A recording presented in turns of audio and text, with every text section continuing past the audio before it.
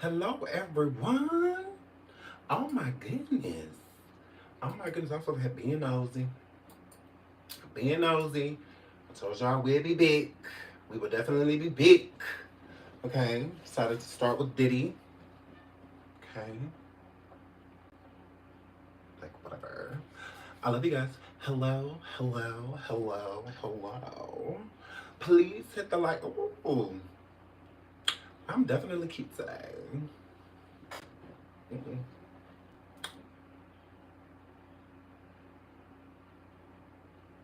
My eyes is My eyes is doing what they need to do. I would sleep with me. I would. I would. I would. Me. I would. I'm not ashamed to say it. I would bang me. Whatever. Just is what it is. Hi, everyone. Hi, Tasha. My boo. Tasha Sherry. Hey, boo. Miss Platinum. Hello. Coco. Bless. Daniel Berry. Hello. CD. Sheila. Roxy. Hi, boo. Um, a cat there. Medusa, this is my nightmare. This is my nightmare. See, I'm popular. Popular. Hi, JB Boo, moderator. Hi, Boo, hi, Nuts, Dog Hollers. Hey, baby. Hey, Boo, gosh. Corey, hi, Boo. Corey said, I sleep with you. You would. I can supersize it. Love you. Hi, blessed one. Hi, Beer. Hello. Hello. I love y'all. I love y'all. Please hit the like. Please hit the like. Please hit the like. Absolutely.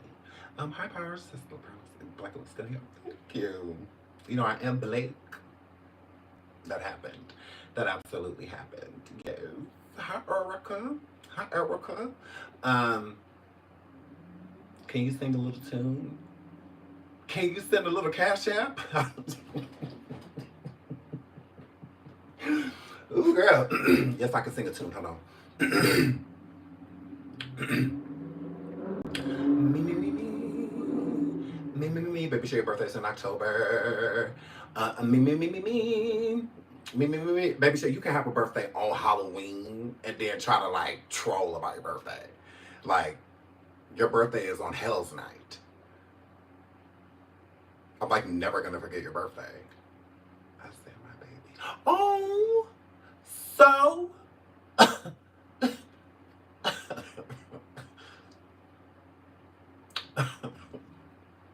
you, you said that to say what? Lila said, it's my son's birthday today. Lila. So, this is about me. This is about me. Don't come here. Leah, abort. And baby Shay got cojones. Baby Shay got, oh, not blessed to talk about some happy birthdays.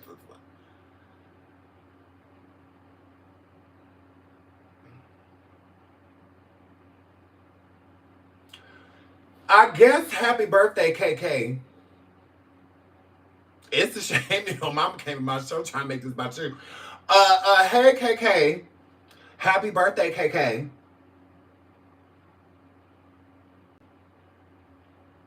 I guess. Leah, happy birthday to your son. Like he ain't ruined your life. You and Baby Shay trying to act like y'all wanted kids. Like, and then Tressa, find something to do in 2 weeks. Oh my goodness. This is very annoying. Like, I feel like I want to leave. I don't want to be here anymore. If it's not going to be about me, it's not my birthday. It's like not. Why do y'all think that I like birthdays? Like, I hate them. Are y'all okay? It's not about me. And today ain't about neither one of y'all. It ain't about you, Leah, and it's not about you, Baby Shay. Oh my goodness. Never gotta talk about some shit of love. What love? What love? This is about me. But I guess since y'all children was allegedly born today, because we don't know that. We don't know that. Y'all could just be bored. Y'all can just look at Shark talking about some happy birthday, KK. Look at her. But I hate when people like come out of Vaj. Like I hate labor. I hate it. I hate incubators. I hate birth certificates. New social security numbers. Y'all just keep overpopulating the world. Stop having churn already. Cut it out. Y'all got y'all damn nerve. Y'all keep on having churn and stuff for what? It's overrated. I don't think another child should be born until at least 2030. Let us catch up. Oh my God. That's why it's barely enough bread for everybody and eggs right now. Please hit the like. Please hit the like. Please hit the like. Now, y'all, the title says, in closing arguments, we found out that Cassie allegedly wasn't R-worded. And we're going to talk about that, okay? The defense was a snooze, from what I gathered, the things that I was reading. And I'm a girl. I was just like, oh, yeah, this is boring. Yeah, court today sounds trash. It absolutely did. Correct. Besides federal prosecutors interrupting the defense, it sounds boring as hell. So Diddy, you done hired 52 lawyers and it should have been some fireworks. It was very so much not. It was very so much. I hear it was given.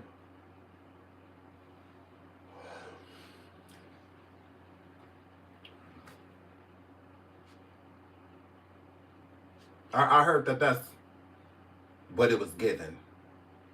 Yeah. Ocean sounds is what that word. Okay.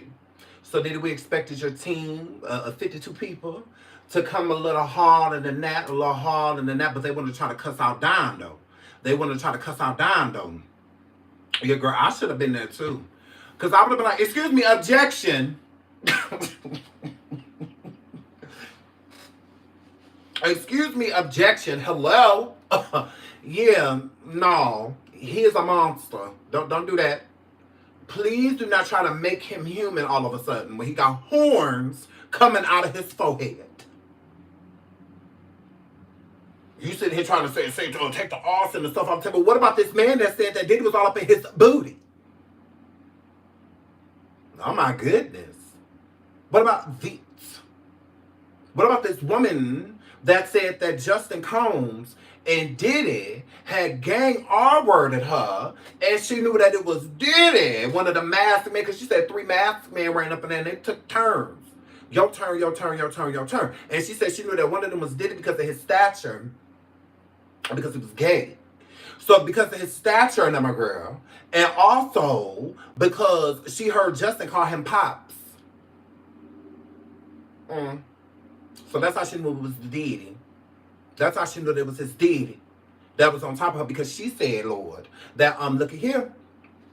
That's what she told her. She said, I recognize the stature, it was gay. So yeah, it was gay. Is what that word. It was a gay man on top of me. Is what that was. Okay? And he also said Pops. Who else would he have been talking about? Who's talking about Misa? He called her mama. So that's what that word. So we're going to talk about that. So I'm like, okay, well, why for come the attorneys trying to act like, you know, and then they're going to say that, oh, we know we're claiming the DB. Who is we? Who is we? Y'all wasn't in that hallway, he was. So who is we? No, we then pummel Cassie in that hallway, throw lamps and blankets and We weren't doing none of that. We didn't have her in the fetal. Y'all didn't do it. He did it. That's why y'all should let him testify. So that he could have got up there and owned what he did to Cassie. After y'all got mad when he went live and did that apology to Cassie, and then y'all told him that said, look at here, you ugly fucker. Go take that apology down because you barely did that. You barely did that. We don't fully know if that was you. Okay? You didn't all the way do that. Okay? Just a little piece. That wasn't all the way you. Now go take that down. Got your nerve. We didn't tell you to go apologize. No, we was going to dial that up. We was going to dress that up. We was going to say it was AI. Lord. That is AI. That is not. Okay. Okay. Get up there. Hurry up. Hurry up. So y'all, let's get into it. Today in court, defense team's closing arguments. Attorney Mark Agnifilio, that's what I say, has argued that the prosecution exaggerated its case against Sean Combs and has only shown evidence of his swingers lifestyle and personal drug problems, not a criminal enterprise. I have to agree. I would have to agree. Please hit the like, please hit the like, please hit the like. I would have to agree with that. I do think that they focused way too much on the sex escapades that he had going on than focusing on proving that this was a criminal enterprise. 100% agreed. That's what makes me nervous about the jury going into deliberation as soon as Monday after they are charged. And then they are going to go into deliberations as soon as Monday. Like, they're not playing no games. They really want this over as soon as possible, so we can have a verdict as early as like by Monday or Tuesday, Wednesday, probably at the latest, and whatnot. So I do think that a prosecution is extremely nervous with the jury going inside of deliberation. Now, I think the defense may, with certain charges, I think they can kind of like chill, and relax, because I don't think that the evidence, it wasn't enough evidence to say, like, yeah, this was a literal enterprise that was going on for a very long time, versus to him having a swingers lifestyle and he wanted things a certain way, and the assistants were just feeling like that's what they do. He said to go in there and make sure that it's candles and make sure that it is, lube and baby oil and all of that. I just did what I was told. Like, I didn't know that this was like criminal for a person to go in a room and watch someone have SCX or have a threesome or foursome. I didn't know that was against the law if everybody is consenting. What is the issue that they gross? Okay, they're nasty. What that got to do with me, right?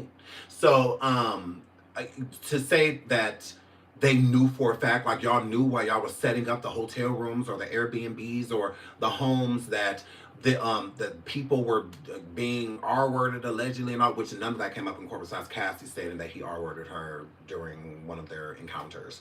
But what is the crime here? Because I'm trying to figure that out too. If I'm your assistant, I'm going to assist you in whatever you are requesting me to assist you with. So if you're a star, that means you usually have like a bigger budget and you're usually doing, outlandish things, or whether it's surgery or rather it's going to exotic places. If I'm booking all of that stuff, and I know you like things a certain way, like you like M&Ms, but only the red ones, and all that, if I'm just doing what I'm told and it's not criminal, how is it criminal to go set up a room? How is it criminal to put out a whole bunch of bottles of lube and what's the crime in that? Also, when things are partaking, the people aren't there. So there's no FOs to where they're saying an assistant was in the room recording, or an assistant was in the room directing, or an assistant was in the room holding a person down. So where's the crime with that? Because it does more so again that Diddy is a freak.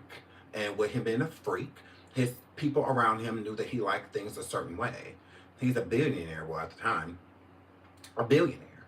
So what, you think he about to set up the lube and all of that stuff? And why would he? Why? He don't even set out his own clothes and all of that. He don't even do none of that. Like, he's so rich to where he does nothing. Everything is pretty much done for him.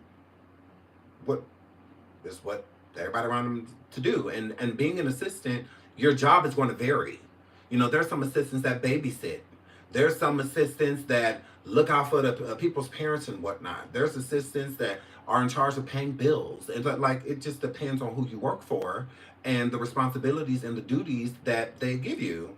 So if a person is stating that they want them to fold their laundry and clean their house and all that, again, having an assistant, they're going to wear many hats.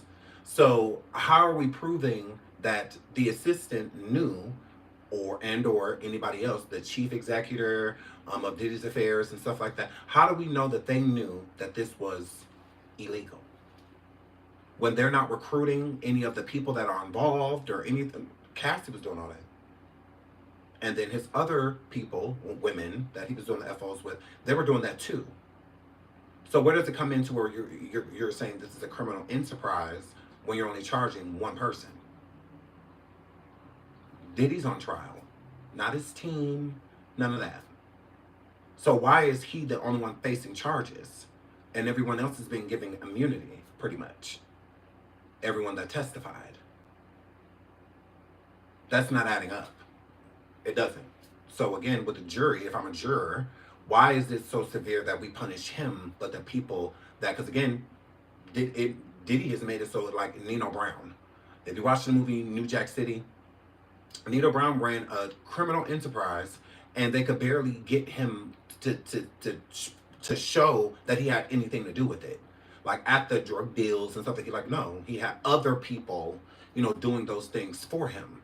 So when raids and all of that stuff happened, it happened to the people surrounding Nino, meaning their businesses and stuff, like Diddy's mansions and stuff were hit, but he wasn't like caught red-handed, you know, with anything until towards the end of the movie. So he has Nino Brown the situation to where the majority of these people are guilty, if this is a criminal enterprise, for keeping it going, and there's really nothing to show that his hands are dirty with it besides an assumption that he, since he is the breadwinner and the leader of the companies, that he just has to be the mastermind.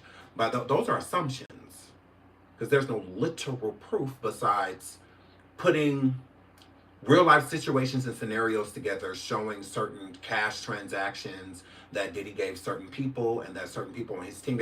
Besides that, which that's not like hardcore evidence, you know, to me, that it's not nothing to be like, well, without a reasonable doubt, we know this for a fact.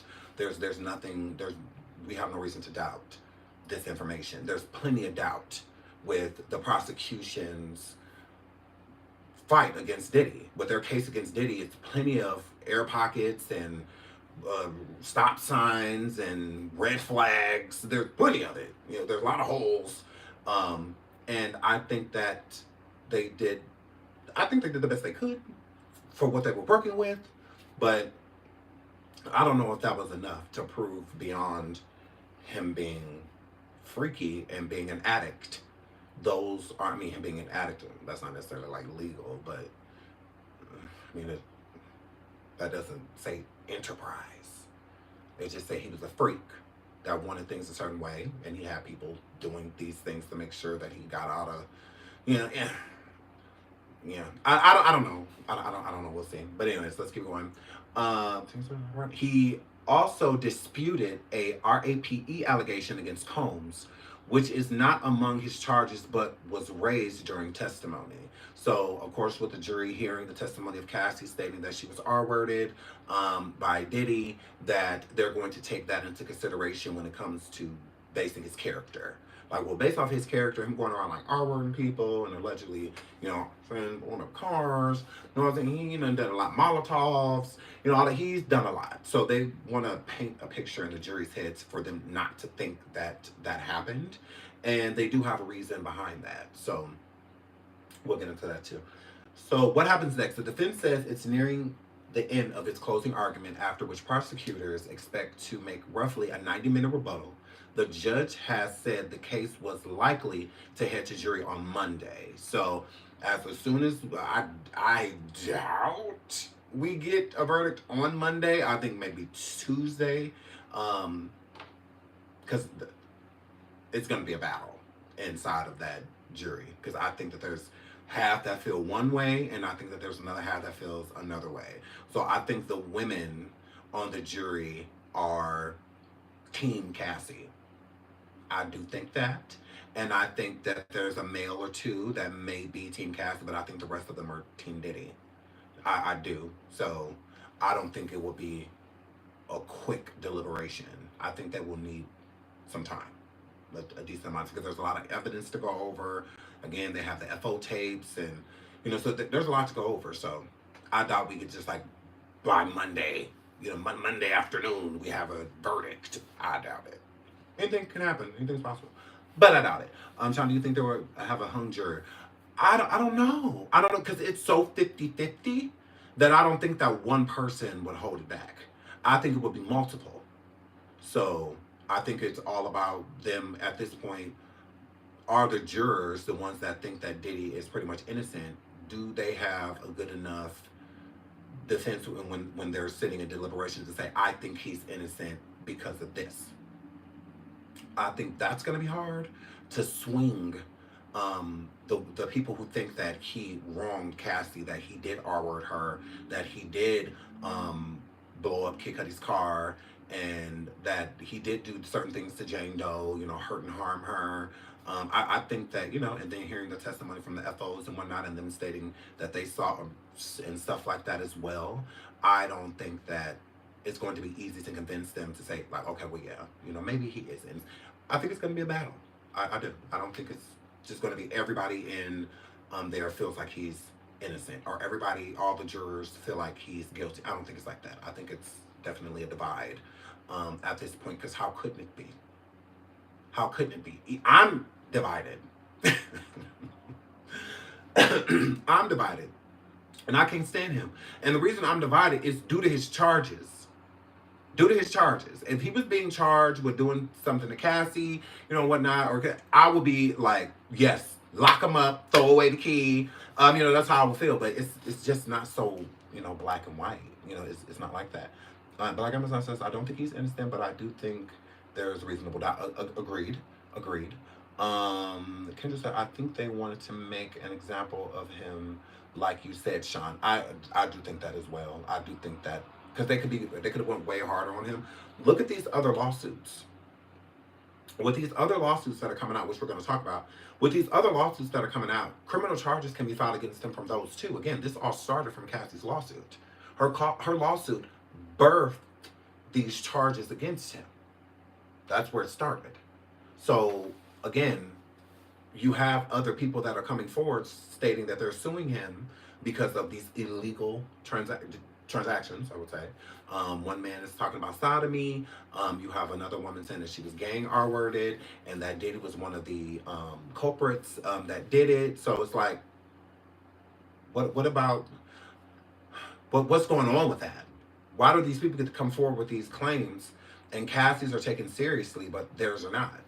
What makes Cassie so special? Everybody's claims should be taken seriously, not just because she has some text messages, or because it's publicly known that they were in a relationship, or together or around each other, that we're going to believe that she's telling the truth. Well, what about these people? As you see, he's dealt with a lot of people that aren't famous, that are just day-to-day, average people, and pulled them in. What about them? Like, do they not count? Does it not matter because they're not drawing enough attention to this battle against Diddy to take him down? Like, I don't understand. I don't get why there's been hella lawsuits against, but nothing going forward with criminal charges. Police at the like. So, prosecution's case. Yesterday's jurors heard from the prosecution, which described Combs as the leader of a criminal enterprise who could get away with his alleged crimes for years because of his money and fame. Federal charges. Combs has pleaded not guilty to the charges, including racketeering, conspiracy, SEX trafficking. If convicted on all counts, he could face up to life in prison. So let's get into what actually happened in court. So defense says Combs would reasonably assume his use of escort services was legal. Defense attorney Mark referred to the escort service Cowboys for Angels that frequently provided the men who attended the freak-offs the drug-fueled SEX performances that Sean Diddy Combs orchestrated. The jury previously saw messages between Combs and a high-ranking employee at the company. Mark suggested that the legalities surrounding such an escort service is vague, and that the music mogul would have assumed that its operations were on the up and up. Quote, why is he supposed to know more than them? If they're in business and they are sending escorts, Mark asked, referring to Cowboys for Angels. Again, if you're not in a legal state to where prostitution is legal, then why would you call it an escort service? An escort service is just that. They escort people. Rather it's on a date, rather it's to an event, rather they're there to be like party fillers, or like if the party's dry, like you can hire them to come through, and like hang out. You can also hire them for like extras on set of like films and stuff like that. Escort services will send. That's what it's for. Escort services are for companionship, not institution. That's not what it's for. It's not for that. Like, hello? Like, why would he feel the need to, and then for Mark to say like his attorney to use that as a defense, like why is he supposed to know more about, what do you mean? It's an escort service. Like, do you not know what the word escort means? You escort. That's what that means. Institution is that's what that means. Selling your body, meaning you will engage in actual activity for money. That's what that means, not escort. That's not what that. No. Now there's so many people that use an escort service as a front to commit illegal acts by sending people to have actual capades with people for money, and they're not supposed to be doing that. That is illegal. No. So, but there's like massage parlors and other ones that have had, storefronts for illegal services that are happening on the inside. So it's like it says this, but this is what's really going on, when you get inside. So it's like going to a strip club and then getting upset because the strippers aren't having SEX with you. At some strip clubs, they do. They will take you into VIP rooms and you pay them extra money, and they do, and they're not supposed to be doing that. That is illegal. It's not legal. So, like, what do you mean? I'm very confused by Diddy not knowing that the escort service was just that. There was nothing on that website, for the Angels website, that will make you think that you get to pay somebody to have SEX with you. There's nothing that gives that facade. It's all about escorting you, rather it's to, again, an event, a family barbecue, just wherever you need a company with somebody to hang out with. A nice looking person that's gonna have some eye candy to hang out, good conversation, and just relax until the night is over. That's it. That he changed it into, I literally contacted them and said that one of their workers cannot perform. Perform what? Because even if if the Angels company is a front, and it's not just a regular, what is supposed to be escort service, where they are offering certain services behind the scenes on the back end, to where the workers or the models or whatever you want to call them are doing actual favors, and then that will get them in a lot of trouble. So why would they be like, oh yeah, well, sorry, we'll send out somebody else that can come and do something illegal for you? Like, what? But Mark is blaming the company. No, that is on your client. But I digress. Okay, that's very weird. The jury previously saw messages between Combs and a high-ranking employee at the company. Mark suggested, we already read that, sorry. The lawyer said people pay for an escort's time. And if two people meet, then choose to have SEX, it looks like that's not illegal. It looks like that's not illegal. It is. It is. Mm-hmm. He paid Cassie as a contracted obligation. Right. Correct. She was definitely getting paid. She was a madam. No, that is very illegal. When you can just meet a person at a bar. Maybe we'll meet at a bar. He'll drive a funky car. Yeah. What do you mean? If you meet somebody at a bar and you bring them back to your place and y'all just so happen to have SEX, there's nothing illegal about that. But if you call a service that is only supposed to be giving you companionship and basically hanging out like a party guest, if you will, and you have SCX with that person during that time frame of them being paid to be just a simple escort, that is illegal. Why would that not be illegal? So if you hire an escort to come and escort you somewhere, and then the next day you decide to call them, not the company, they give you their personal information, and you decide to call them, they come back over, and then you'll have SDX, there's nothing illegal about that. How was that illegal? You met while you were working for them as an escort and whatnot, and you just happened to like them, they liked you, y'all exchanged information, y'all ended up hanging out again, and you had SDX. There's nothing wrong with that. How was that illegal? There's nothing illegal about that. But how can you say it's not illegal if you call a service that is only supposed to be providing companionship? There's no SDX supposed to be happening at all. At all. It goes against protocol. It goes against protocol, right? So with it going against protocol and it not supposed to be happening, why even chance it by calling them and putting that pressure on them? Because that does add an added pressure. If you are an escort and this person that is paying for your time is telling you that this is what they want to do, and you're confused because it's not a part of your job description, and then you can't perform because you're not supposed to be, and they're complaining about you doing something that you're not supposed to be doing. So how can you explain that, Mark? How can you explain him complaining about the worker not being able to basically get it up? Because what does that have to do with the company? Why would Diddy be complaining to a company that does not provide actual services that one of their people cannot have SDX with them? Why would he be reaching out to them about that? Instead of saying, now see if he was reaching out stating to the company that your worker was very rude, or your worker was supposed to be here hanging out and whatnot. They weren't. They were basically outside the whole time, or they were spending time with other people the entire time they were here. They paid me no attention. But that's valid complaints. That's a valid complaint. But calling and saying that they basically couldn't perform, what do you mean? Perform what? Because he did not specify. So it's an assumption, a natural assumption, to think that he was talking about SCX, which is illegal.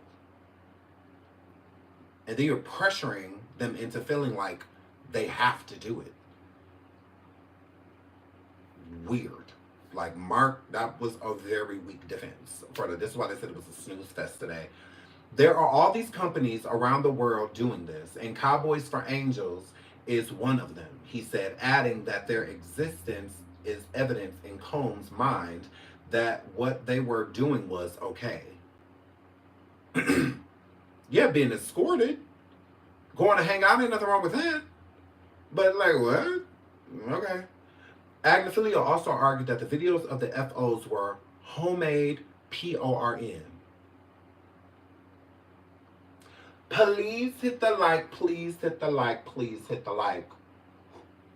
Thanks to everybody that's 546 likes, over 200 people in the building. Please hit the like, please hit the like. So, I would have to agree with that. I would have to agree with the tapes that was shown of Cassie. And if anybody else, I believe they were just of Cassie. But the tapes that were shown to me gives homemade videos. It does give that. And the reason I say that it gives homemade videos is because if no one is in the video stating, stop, no, I don't want to, I don't do that, don't touch me, I want to leave. If those type of things aren't going down in the video, then how is it not consensual SCX between people that don't mind being on film? Because that is what a homemade PORN is. So I would have to agree. Because the heinous things that people were stating that were happening inside of these FOs they're not happening. Again, we're hearing stories of people being drugged and unconscious while these things are happening. You know, you got people that are allegedly sleep or comatose, and there's supposed to be these men on top of them doing all type of crazy things to their bodies unbeknownst to them with no consent, just doing it because they are inebriated, and they didn't even ask to be. That's what was being said. But if that's not happening in the tapes, then they're homemade videos. Why wouldn't they be? Cassie's an adult, and the men inside of the video are all adults, and they're all consenting to what's going on. So where are we getting FO with that? Now, it was maybe a FO with their situation, to where he'd meet up with her and she has with other men in front of him. Now, if you want to call that a freak off, yes. But what was being recorded at that time was homemade PORN. I would have to agree. I mean, if there's someone like in the video resisting, or saying that they don't want to do it, or inebriated to the point to where they're not, you can't even tell if they're conscious or not, during what's going on, then yeah, I would say that that's not homemade PORN. Is the person even aware of what's going on to them? You know, going on with them at that point in time? So yeah, I would say that, but it's not giving that. His quote, in every PORN movie, I'm assuming the actor, no, you ain't assuming, Mark, you watch. You're not assuming, you watch. Watch one this morning. Okay, and I'm assuming he said in every PRN movie, I'm assuming the actors get paid to have SCX. How is that not prostitution? I don't know, and you don't either, he said. Valid point. Valid point. But the difference between them, Mark, see, this is why you would want to play with me, Mark, okay? Because the difference between what Diddy was doing, you want to know the difference, Mark? Since you act like you dumb all of a sudden. The difference is paid actors are getting paid for their image and likeliness, meaning that it will go public to where other people will see them. So they are compensated for their image, body, likeliness. All of that stuff is on display.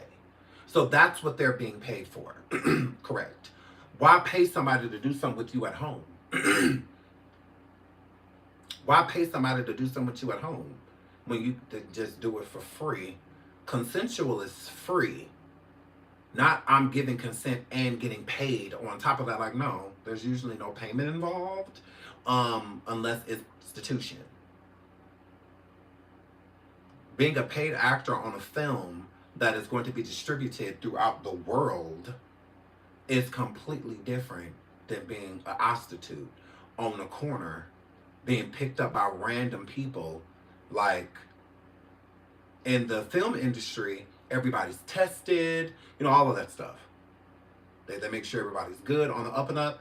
With these freak-offs, ain't no tests, the rapid tests, none of that. At least a rapid test and nothing else. There's no testing or anything that's done. It's just give me the money, get in here and do what you do. It's that simple. Paid actors are protected. There's protection. Piracy, all type of things that protect them. A homemade video, there is no protection. There is none. As long as your ex pretty much don't take it to call it revenge, PRN, there's really no protection. If a random person finds your cassette or finds videos that you have stored on a device or something and they put that out there publicly, that's not considered revenge, that's not considered that. Like, where's the, spite to be like, I'm putting this out here because I hate you, or I don't like you, or I'm trying to embarrass you, so I'm going to put this out. No, you find something randomly, you randomly put it out there, like, I don't even know what that is. I just put it up because I found it interesting, It was good. Maybe other people want to see it too, type of situation. So, I think that was not the best defense, because again, it could be looked at as prostitution, but I just don't feel being a paid actor on a film to where you have a name, rather you're naming yourself, rather the studio is naming you. So, that's completely different than, kind of tricking people into doing things that they really had no idea. Because none of the FOs, from what I gathered, knew that Diddy was going to be in the room, knew that when they got there that they were going to be being recorded. I think that they found that out upon entry. I don't think that, Cassie going underneath the pseudonym that she was going on recruiting these men was telling them exactly what was going to go down. I think she gave them kind of like a clue, but not fully. Like, this is what's going to happen when you get here. They were surprised by a lot of that. Even one of the FOs on stand stated that he was surprised to see a man in the corner with, like a garment over his head, securing his identity. So, yeah, he said he didn't even know it was Diddy until he walked out of the hotel and they had a welcome, pretty much like, not banner, but on the teleprompter that Diddy was in town. Diddy was at the hotel.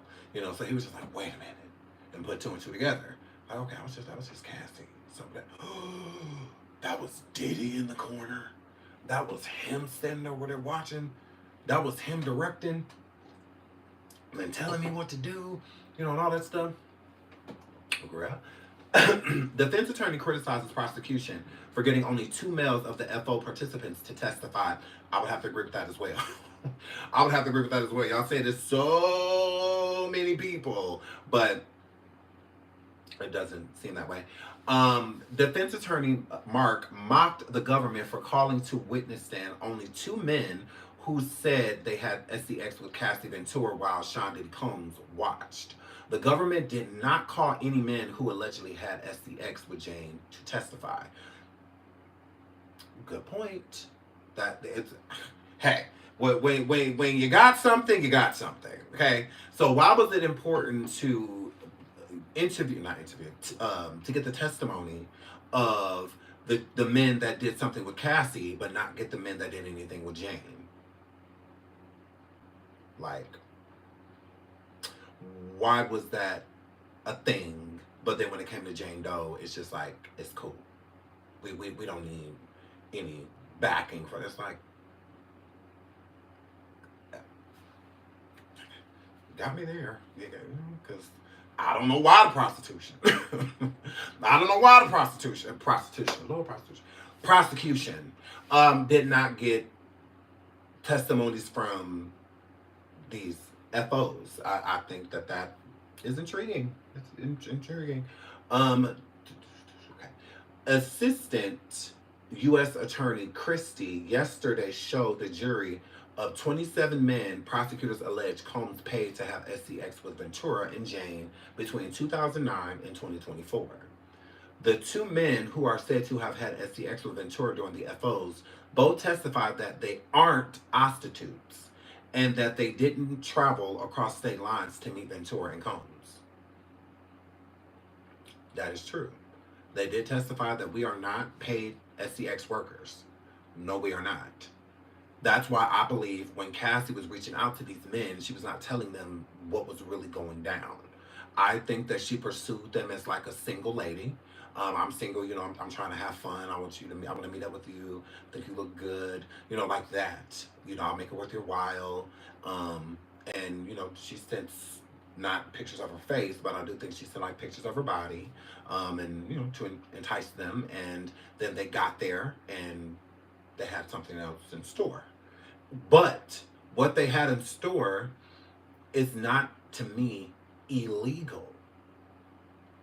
If you choose to have SCX with Cassie while her boyfriend or just guy that she sees or does these with is watching, and he decides to compensate you after that, how is that deemed prostitution? How is that deemed that? If I want to give you some money, I'm going to give you some money. Where's the connection? If it wasn't, because there are no messages of Cassie saying, I'll pay you $2,500 to do this, or I'll pay you $1,000 to do this, I'll give you $7,500 to do that. There was no agreement of payment prior. And with prostitution, it is. There's an agreement. Look, $40 for some head, $100 for the hookah. Like, what we doing? Like, you trying to do this in your car, this alley, like, but I need my money up front. So like, that's usually how it works. It's not just walk back here with me and then, no, it's usually understood prior. Because that's when you have to worry about getting ripped off. If you are a prostitute, that's why you want your money up front, usually, or at least half of it up front, because you don't want to get ripped off. Because he can do what he want to do his due, and then after that say, I ain't giving you shit. I'm not giving you nothing. I ain't giving you, because he got what he want. So at that point, that's why you get your money before you give the person what they want. Get what you want before you give them what they want. So how is the prosecution stating that it's osteution? How are they saying it? Thank you, Latasha. Thank you so much, babe. Thank you so much, Tasha. I love you. I love you so much, babe. Thank you for the PayPal. So it's like, how are they connecting the two? Besides paying someone after. And again, how do you know that that's for the SEX?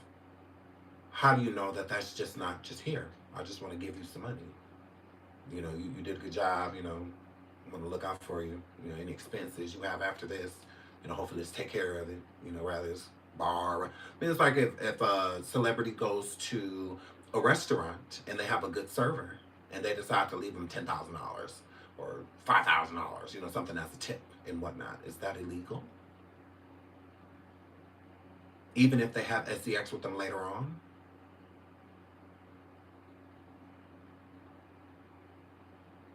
I just want to know, like, as a juror, like, if I'm going to say, like, okay, yeah, this was definitely osteution, when you have these men here stating on the stand that, no, I was not selling my body online. Like, I was not doing that.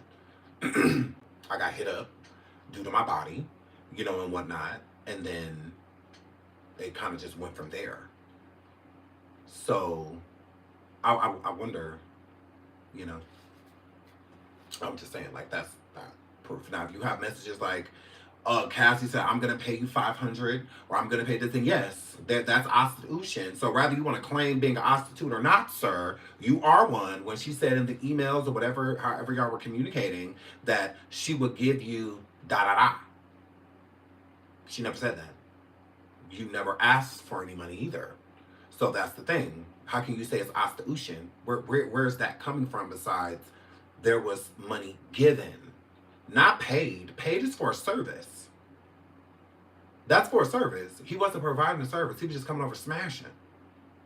That's what these men were doing. They were having SEX with her. And when you are on drugs and whatnot, your appetite's different. So Diddy wants to watch this type of stuff happen for hours, is what it gives. Like, he has a very high sexual appetite for these things. So I would understand him feeling the need to, like, compensate or, you know, give you a little cash after this. Like, ooh, you worked, like, I'm sure you depleted, you know, like, after all of that. So where are we correlating with giving somebody something with paying someone for something? And if so, prove it. The prosecution can't. There's really nothing to prove the FO that testified was a paid prostitute or anything indifferent. So I would have to agree with that too, 100%. And then it's like you got 27 men, and none of these 27 men, none of them state that they are prostitutes. None of them are saying, yes, I'm a prostitute. Because that would have helped the prosecution's case if the males would have got up there and stated that, yes, I am a prostitute. I was doing it at that time. I'm not anymore. But, you know, during that time, I was, you know, using my body in exchange for money. I was doing that. You know, I was a dancer, but with me being a dancer, I did things on the side. Because we know there's a lot of strippers that are also prostitutes. There are. There are plenty of strippers that you give them a little extra, you know, or something, they'll do something strange for a piece of change. You know, they will. So it's not like out of the realm to be offered these things. And there's also clients that do it too. You know, the clients be like, ooh, you look good. Like, what I got to get you to go in the bathroom real quick? Like, what I got to get you to meet me at my house after this? Like, what I got to do, you know, da-da-da-da. So that does happen. But in this case, it didn't. It didn't. He was hit up to smash. Yeah. Did I get some money? Yeah. Did I ask for it? No. Did I charge her for what we did? No. I did not. So therefore, I am not a prostitute. Like, I'm not a prostitute. Like, I am not. So yeah. That's That's definitely something. Correct. Um, okay, right here. So it says, remember, Ventura testified about what she said Combs called FOs, which she stated involving her having actual encounters with male entertainers, typically in hotel rooms with Combs watching. Jane testified about similar encounters, which she called hotel nights. People who work for Combs sometimes called such encounter king nights or wild king nights, according to the testimony. Mm-hmm. Defense tries to cast doubt on Jane's account of the 2024 altercation. Defense Defense attorney Mark continued addressing the testimony of Jane about an altercation between her and Sean Diddy Combs at her Los Angeles house on June 18th, 2024. Mark repeatedly said that Jane's account of the June 18th incident doesn't make sense. Her violence towards Combs was odd and her timeline seems off, he said. Mark also questioned how much Combs actually put his hands on her, but acknowledged he was violent with her. Mark, I really don't see why that matters. Why does it matter how many times somebody did something? It's that he did it at all. Okay? So him doing it at all did instill fear into Jane. Okay? It absolutely did. So I don't get that, but maybe you do. And shout out to you because I don't even understand why you even brought that up. Mark also said it appeared Combs put his hands on her twice, but based on her injuries to her face visible in photos and videos of Jane taken in the days after the altercation. So he didn't. How a man being is right. That's it's like there's no excusing it to be like, well, I do believe that he was over there pouncing and punching and stumping and pinching her arm, but he wasn't doing it that much. No, he was not. Only a little bit. Okay, he kicked her back one time, but why is she trying to make it seem like he did it every other day? I don't know. Okay, but he did pinch her a couple times. So it's just like, yeah, no, one time is enough to instill fear of her to be fearful of not doing what he wanted her to do. So that was a weak defense. Like, that was stupid. Like, I wouldn't even said that, but I mean, whatever. Oh, I don't think she was abused that much. What? Please hit the like, please hit the like, please hit the like. Mark also suggested Jane might have been trying to set up Combs because she knew there was an ongoing federal investigation in June 2024. The defense attorney said she might have picked the fight with Combs and then called a male entertainer to come over and create a narrative. Now that's a little far-fetched. That, to me, that's far-fetched. You are adding a lot of sauce on this with no evidence to back. Do you have any evidence of she had knowledge that he was going through these things in this investigation? Do you have knowledge of that? Correct. From what I'm gathering, this was one of the Jane Does that was still down with him. That was still down with him all even after he got arrested. She was still down with him. Like, wasn't coming forward saying anything, wasn't going on any exposés, anything like doing interviews. Wasn't none of that happening. And this Jane Doe also didn't sue Diddy. Did not sue Diddy at all. So, I don't know. I feel like that's a little far-fetched. A lot of maybes, possiblies, and could-haves. Nothing definitive to state that these things ever happen. So, I don't know if that's confusing, but let's keep going. The defense says Jane never gave an explanation for slamming Combs' head during the 2024 fight. Defense attorney Mark has turned to a fight at the home of Jane, one of Sean Diddy Combs' accusers testifying under the pseudonym, who previously told the court that the music mogul punched, kicked, and dragged her during an incident on June 18th, 2024. Mark described the incident as really, really inexplicable. He said Combs and Jane had never been physically violent throughout their relationship, but that Jane slammed Combs' head into a counter that night. So pick a team. Was Jane and Diddy not physical towards one another? Or were they?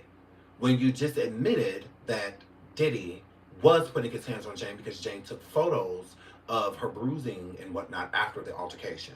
So you admit that you do believe that Diddy was putting his hands on her, but you state that from what you saw throughout the relationship, there was nothing physical going on, but Jane did slam Diddy's head against a counter, but never gave any reason why. Well, why would she give a reason why of something that you said wasn't happening? You said it wasn't happening at all, right? Because that's what your client told you, that their relationship was not physical, that it never got physical. He said the same thing with Cassie. Cassie came out with her lawsuit, and Diddy said that the lawsuit was filled with lies and fictitious made up things and all of that. None of those things happened. Just for the hotel video to come out and show proof that he was putting his hands on Cassie, for him to come forward with an Apollo video that he took down weeks after putting it up. So we already know when it comes to him putting his hands on women, he's not going to be honest about it. We know that. There's documented evidence of him lying about it. And not only him, you too, Mark. Yeah, you with the attorney going around speaking on his behalf, stating that the lawsuit was filled with lies and this was just a money grab, is what you were saying. An easy time to try to sue happy time to where it's really big to sue, bidders and stuff like that. That's how y'all made it look. But come to find out, no, there's a lot of truths being told throughout that lawsuit. So again, we don't trust anything when it comes to Diddy and abuse. I'm going to believe any of these women that come forward and state that he was doing that to them because it's a pattern. It's a pattern. It's even rumored that he used to do the same thing to people like Kim Porter and more. So I'm a firm believer that he does do this to women and not just one, many. So yeah, I don't want to hear none of that. I believe Jane, and I believe this altercation with Jane. And if she had to slam his head against the countertop, maybe she did that in retaliation to him hurting her. Because there was rumor that Kim Porter used to retaliate against Diddy too, when he would put his hands on her. So, moving right along. His quote, he says, "She doesn't really give an explanation for doing this," Mark said. He pointed to a photo of Jane took of Combs earlier that night, saying, "Half an hour later, you're just waging holy war on the guy. Slamming someone's face, it doesn't get much worse or more aggressive than that." You talking about that hotel video with him and Cassie?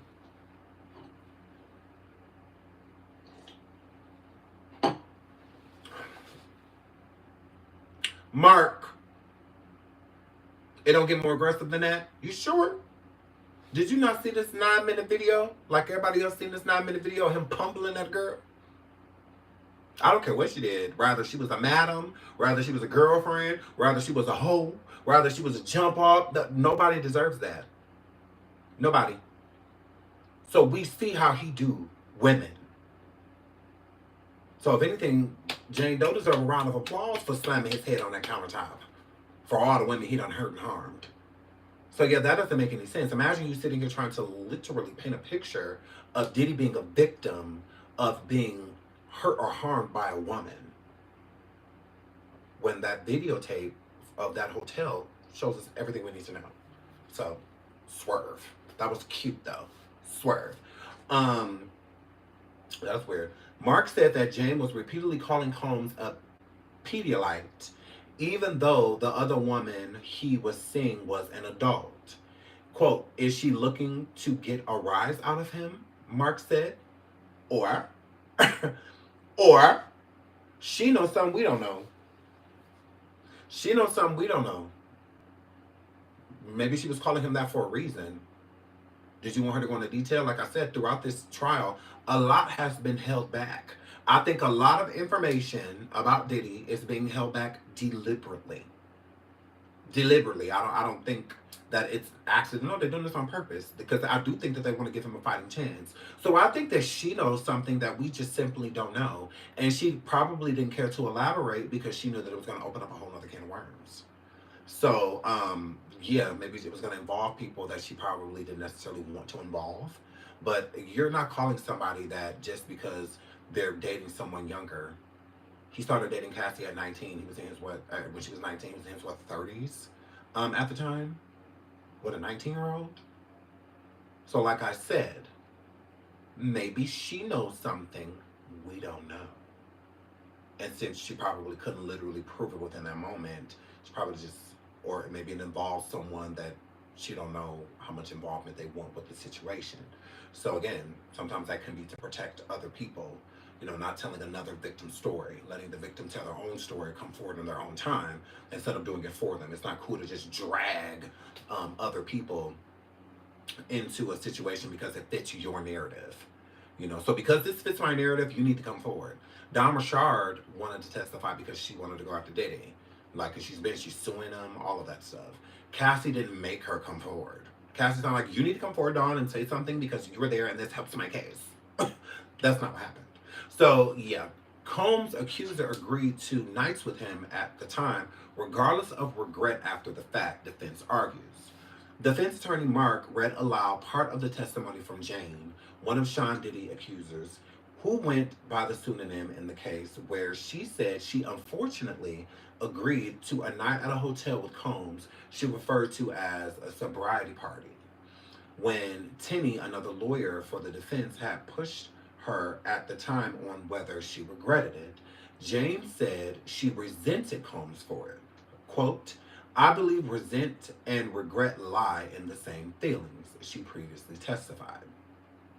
Now, I would have to say this. This does not help their case when you are trying to prove a person to be evil, right?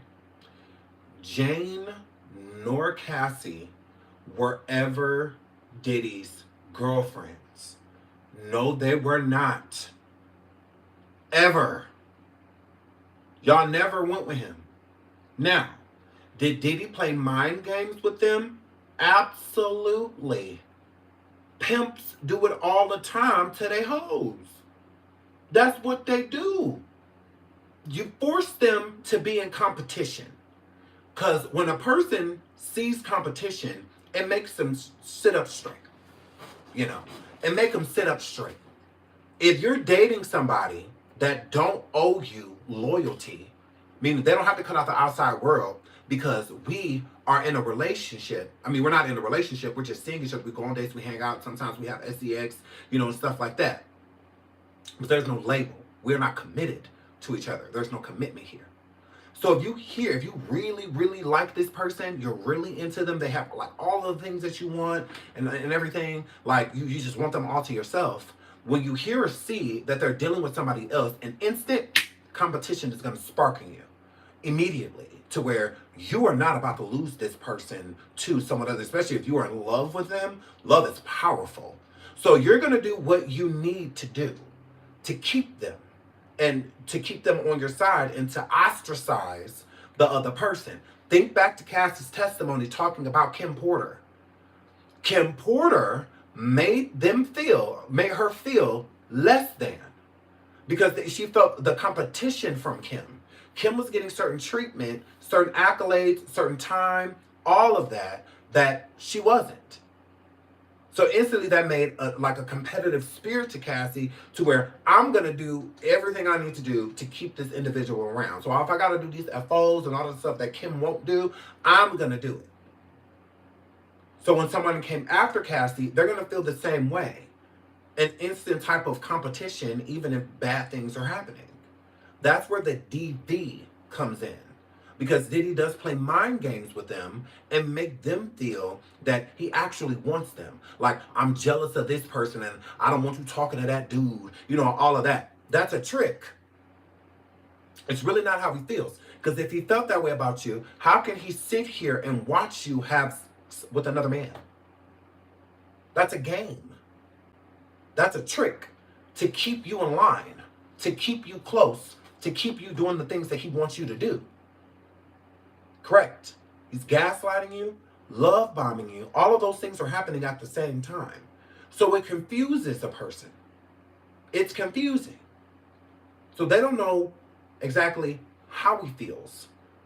And narcissists have a way of making you feel responsible for something that you're not responsible for. And a person like Diddy has mastered that. He will make these women, knowing that they don't want really anything to do with him in that realm. You know, they really don't mind him. Like, he's not that bad of a guy. Like, you know, he can be cool, you know, and whatnot. But there's a side to him that is dark, you know, that is really dark. And he's requesting these things that I don't necessarily feel comfortable doing. You know, I do them to make him happy because it's my worth. That's their worth. Their worth is their body. Cassie's worth was her body. Daphne, their worth were their body. That's it. Nothing else. So you have to keep that going. And you know what the person wants. You know what he wants. You know how he like it. So in order to be around him, you're going to have to do these things. But when you're doing them alone, it doesn't give a sense of immediate, let me hurry up and go over here and do this and, you know, do that. And let me not say no. You know, because you know you got that person.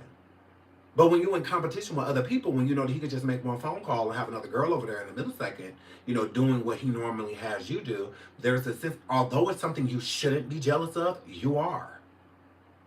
When pimps had a hose, all of the hoes want to be the top hoe, the bottom bitch. All of them want to be that.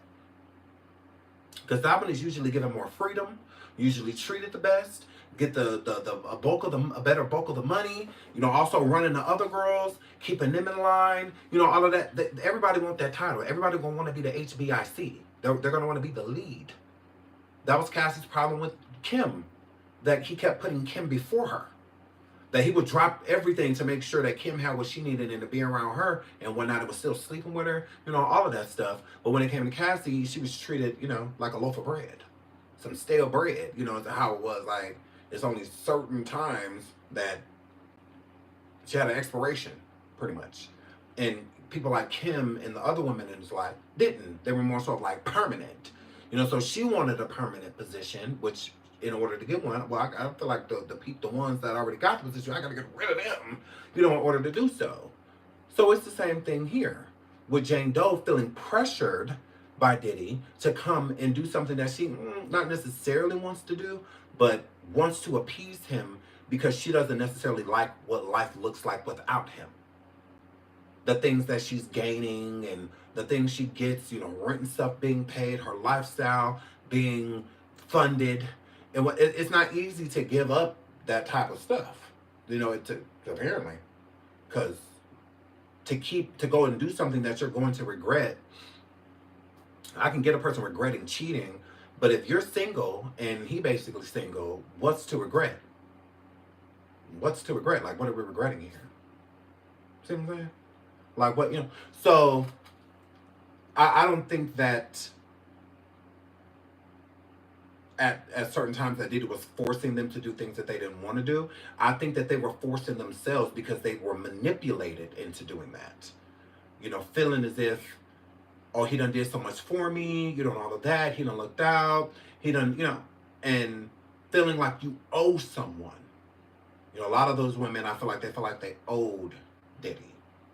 So I think that's why a lot of their decisions that they made, they would make and regret them afterwards. Please hit the like, please hit the like, please hit the like. And so her quote, she says, his quote, she's regretting that she made a choice that maybe years later she would have made a different choice, or maybe she wouldn't. Maybe she just regrets it, Mark said. But he argued that doesn't mean she didn't willingly participate at the time. I would agree. Now, you may have felt some regret. You may have felt some like, I wish I didn't do that, or I wish I didn't comply, but you did. So it's not a situation of you being forced to do something or your consent was taken away. He came in and just grabbed you, threw you in a van, and just took you and had his way with you. Like, that's not the situation. You willingly went there, you consented to what happened, and you just regretted it after. Many people regret, you know, things after, you know, they do it, you know. She's agreeing to it, to seeing her agree to it, the attorney said. She regrets it, she resents him for it. That's all coming later. Accuser was motivated by wanting nice things, trips, defense attorney says. Agreed. Agreed. Agreed. They did. All of these victims were getting a lot out of what was going on.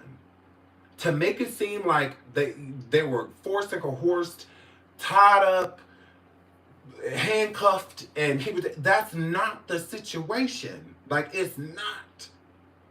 Y'all weren't going around him because he was Diddy. Y'all were going around him because what y'all were getting out of it. So even if you're going in a room and letting people use you as a urinal and all of that, if you are saying, if you are letting them do this to you, if you are letting them penetrate you, if you are letting all of this stuff happen, to get up after that and state anything other than you giving consent is crazy.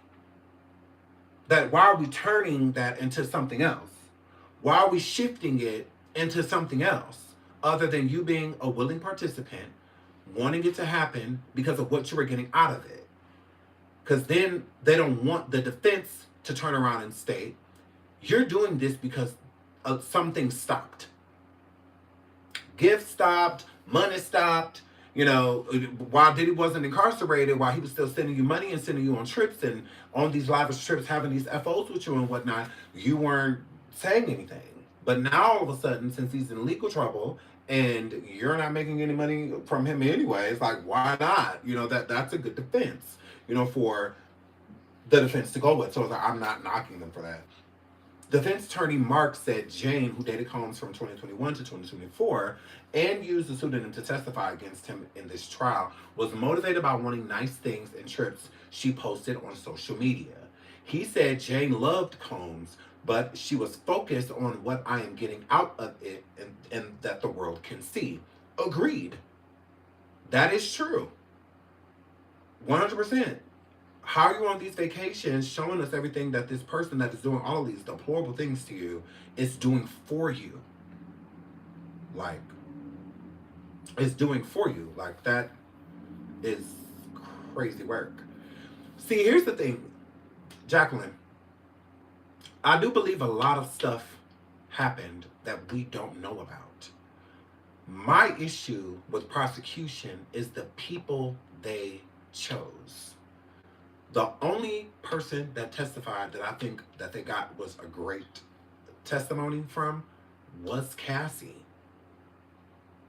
Cassie, good, bad, or indifferent. Good, bad, or indifferent. She was still an excellent witness. She was. She the time frame, she was around him, the things that she went through, all that. She a great witness. Although I was disappointed in some of the things that came out, she was still a great witness. Jane Doe, horrible witness. I don't even understand. Prosecution, like, what the? And then having her go under a pseudonym when pretty much everybody knows who she is. This is a mess.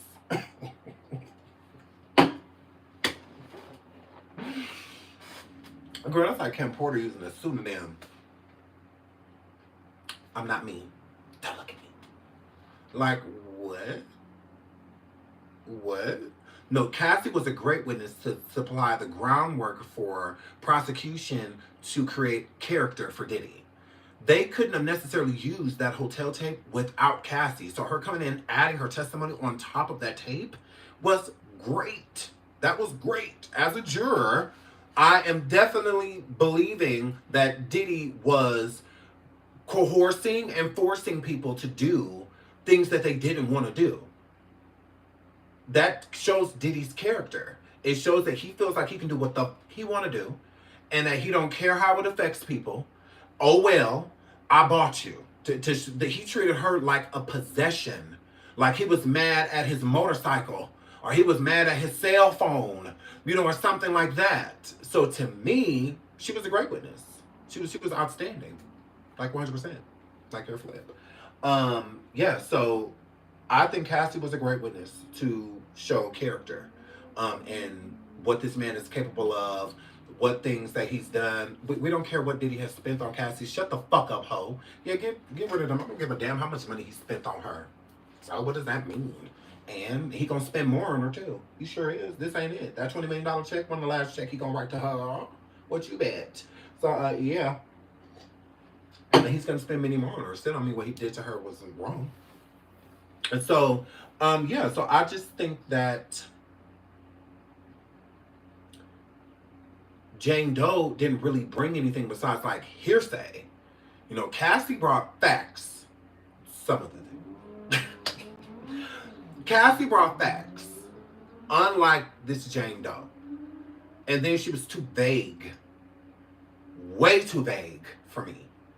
Oh, this other rapper and his girlfriend. It's like, girl, if you're not going to tell the story, go away. Go away. Because prosecution only wanted Jane Doe to get up there and talk about how Diddy used to put his hands on her. That's really what they wanted. That's it. And to describe that she was doing FOs as well, and that there was times that she didn't want to do it, and that, you know, blah, blah, blah, blah. And to try to use the defense of that, the reason why she kept doing this because he kept putting his hands on her and stuff, so she was like in fear. So yeah, I just don't think that she was a good witness. I don't. I don't think that she helped get any closer to getting Diddy incarcerated. I just don't feel that way. I don't. Now, Cassie, yes, even with the jury waivers and whatnot, a lot of the questions are stemmed towards Cassie and in with the counts. Like, do you think he's guilty of this count? Okay, well, if so, do you think it's because of this with Cassie or this with Jane Doe? Now, there's one that inquires Jane Doe, but other than that, it's just all Cassie, pretty much. So, if not for Cassie, the prosecution really would not have had a case against Diddy, because they just, again, the elite just want Diddy to go down. They're not trying to take down Diddy's counterparts. No, not at all. So like the Christina Karams and the Liar Cohens and, you know, all Levi, you know, all of them, they're all going to still work in the industry. You know, all of they're not going anywhere. They're not going anywhere. So this is why they're not on trial. This is why it's just Diddy, because that's who they're targeting. They want to get rid of him. It's also why I feel like they keep coming out with these lawsuits. Because if this trial, if Diddy gets off, they're going to bring his ass up on charges again. They're going to find ways to bring him back up on charges because they want him and they want him bad. They want Diddy bad, but they just want just him. They don't want him taken down, trying to take down other people with him. They don't want that. Not the people that they are protecting. They don't want that. They want him. And he know that. That's why he's so pissed off. Because he's like, the audacity of y'all just to come for me when so much, no, there's so many other people that are involved in this. This is way bigger than what is happening in this trial. The reason why the case is all over the place is because there's so many missing pieces. So many missing pieces to this case. So many. Including with Cassie. There's a lot of missing pieces. Because if Cassie and Diddy want me to believe that list of the 27 men that were shown were the only men that Cassie did these FOs with, bullshit. Bullshit. There was many other men that was there, and celebrities. Many other celebrities. You cannot convince me, you're not going to convince me for 1 second that those are the only men when she was with him since 2009. And he wanted the freak offs on a daily.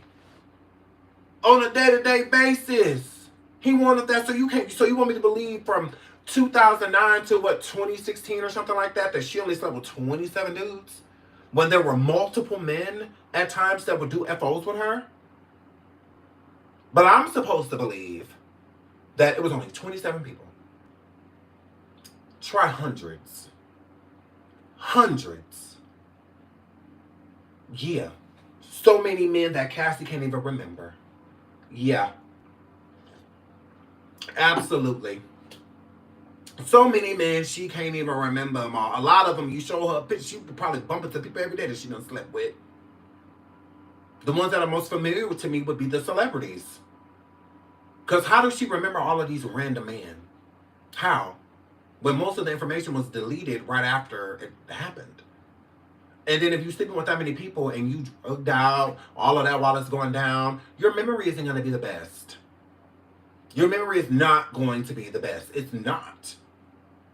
So, yeah, you're not going to convince me of that. This case, they have basically watered it down to just target Diddy. To just target him. When there are many other components to this and many other people involved. all the way to the people that taught him, like the Clive Davises and people like that. Like, yeah, no, you're not convincing me that the Nellies and people like that wasn't over there swerving, getting a swerve on. No, not at all. That's what we're not about to do. My mom Cassie is innocent. She's not, and we're gonna get into that too in just a second here. So the government saying that. Okay, right here. So okay, right here. Okay.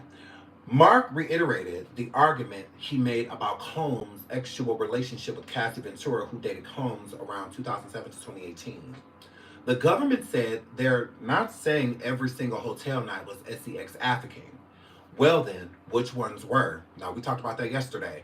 I said the same thing. Please hit the like. Over 300 people in the building, 229 likes. Thank you so much to everybody who has hit the like thus far. I really appreciate it. But if we could please keep hitting that like, hitting that like, hitting that like, I would really appreciate that. Thank y'all so much. Yay, let's get Sean up in this Diddy algorithm because I've been on everything. But so yay, let's get Sean on up in the Diddy algorithm. So yeah. So y'all, the government said they're not saying every single night. So we were talking about that yesterday. So again, how can you differentiate? How, if the government themselves is stating, prosecution, is stating that not every night was an SDX African, then which ones were and which ones weren't? Which ones? You got to be able to prove that. So prove to us which nights that were African and which nights that weren't, because even the male FOs that testified stated that they weren't affect. They're like, no, we didn't come from a different place. We came on our own fruition. We flew ourselves or drove or, however we got here on our own. Like, yeah, we came because we wanted to. Correct. No one flew us anywhere or came in, on a private jet and picked us up and, brought us to a hotel where, no, none of that happened. So prosecution, in my opinion, did not do a good enough job in the differentiation. Which are which? So which incidences were African and which ones were consensual? Because they mirror. Even the ones that they are trying to consider as African with Cassie and Jane Doe, they both admit to giving consent and regretting it after. They both admit to that. So I'm like, that's not helping. That's a problem. Honestly. So, but that's what that were. Neither one of them stated that it was a time, besides Cassie stating that she was RAPE'd, they never stated a time to where they honestly did not want to do it at all. Now, Cassie at the hotel, she had already did it. Diddy wanted to continue. That's what that were. But it had already happened. That's why Diddy came out the hotel room nude with a towel wrapped around him. Because it had already commenced. But Diddy wanted it to go further. Like, he wanted to go, well, let's go longer. Come back. Let's do it again. And Cassie's just like, no, I got to get to my premiere tomorrow. The whole next day. But, I got to get to my premiere tomorrow. I don't want to do it anymore. Like, I'm good. And that infuriated him. And that is why he started putting his hands on her, which does not excuse it. That should have never happened. So, was he doing that to make her do the freak off? Or was he making her do that to continue? Because it had already happened. So that means that prior to that, she had given consent to the hallway. After the hallway, she was not consenting. So is that what we're talking about? Is that what we're saying? Like, okay, this definitely was a FO that was not a FO. This was an SCX African because, in my opinion, that is SCX African. That is. He pummeled her, drug her back to that room, and forced her to get engaged in commercial sexual acts. To me, that would be considered African. At that point, that incident, I would agree. Like, I'm not going to argue that. Because at that, her will was taken. She had no consent. So whatever happened in that hotel room when she went back in there, he did not have her consent. He didn't. You can't convince me that she willingly went back in that room and did that. No, whatever she did when she went back to the hotel room, she was scared. Out of fear, she did it. Which, why would you want? And then think about how the actual worker felt knowing that this girl just got pummeled in this hallway because he continued the abuse, allegedly, when they got back into the hotel room. And the FO, the male, that's whatever we're going to call him, he witnessed some of it. So why would you want to have SEX with someone right after you just watched them get beat? So again, there was a lot of stuff. How was the male consenting at that time? Or was he even doing it out of fear? You know, did he perform because he was scared, feeling like he didn't have any other choice? Or was he doing it because he just simply wanted to? That's an argument right there. But to say that, to keep bringing up these XCX situations and show nothing is weird. Because, and what I mean by that, let me explain that. The prosecution is showing FO tapes of Cassie and whatnot. If it's consensual, why are you showing them?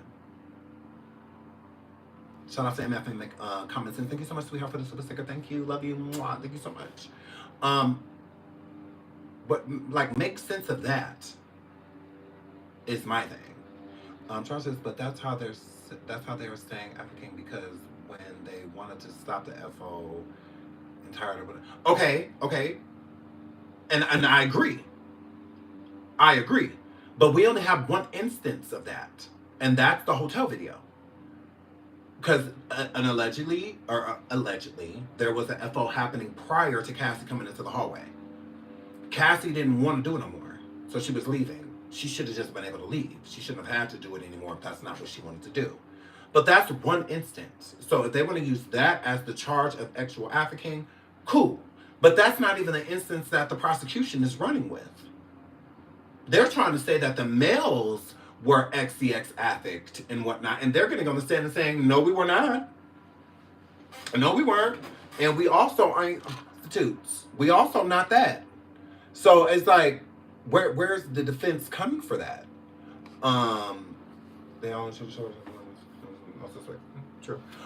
Yeah, so it's like, where's this coming from if you can't differentiate? That's the problem with going in there, sitting down. So if you're a juror, besides the example that I just gave of Cassie in the hotel, right, leaving, okay, he drags her back to it. What other example would you say was SEX African? From this trial, hearing everyone's testimonies, from the witnesses and victims, what other example of SEX African is there? And I ask that question because how do you argue the fact of that with someone that doesn't feel that was African?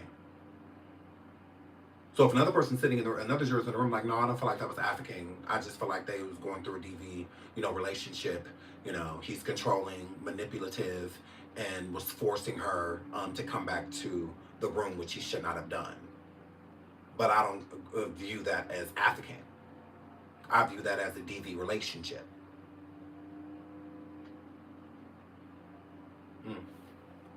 How do you argue with that? Sean, why is someone talking about the money? Art, particularly Diddy, funded the whole stuff. But see, and that's a problem too, because the paper trail doesn't necessarily equal RICO. The problem with that is Diddy not touching none of the money.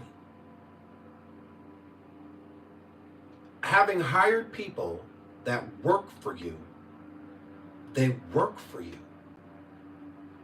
If a person don't know that you are allegedly paying people to fly from different states and all of this stuff for SEX favors, and if they don't know that, how are they a part of the enterprise?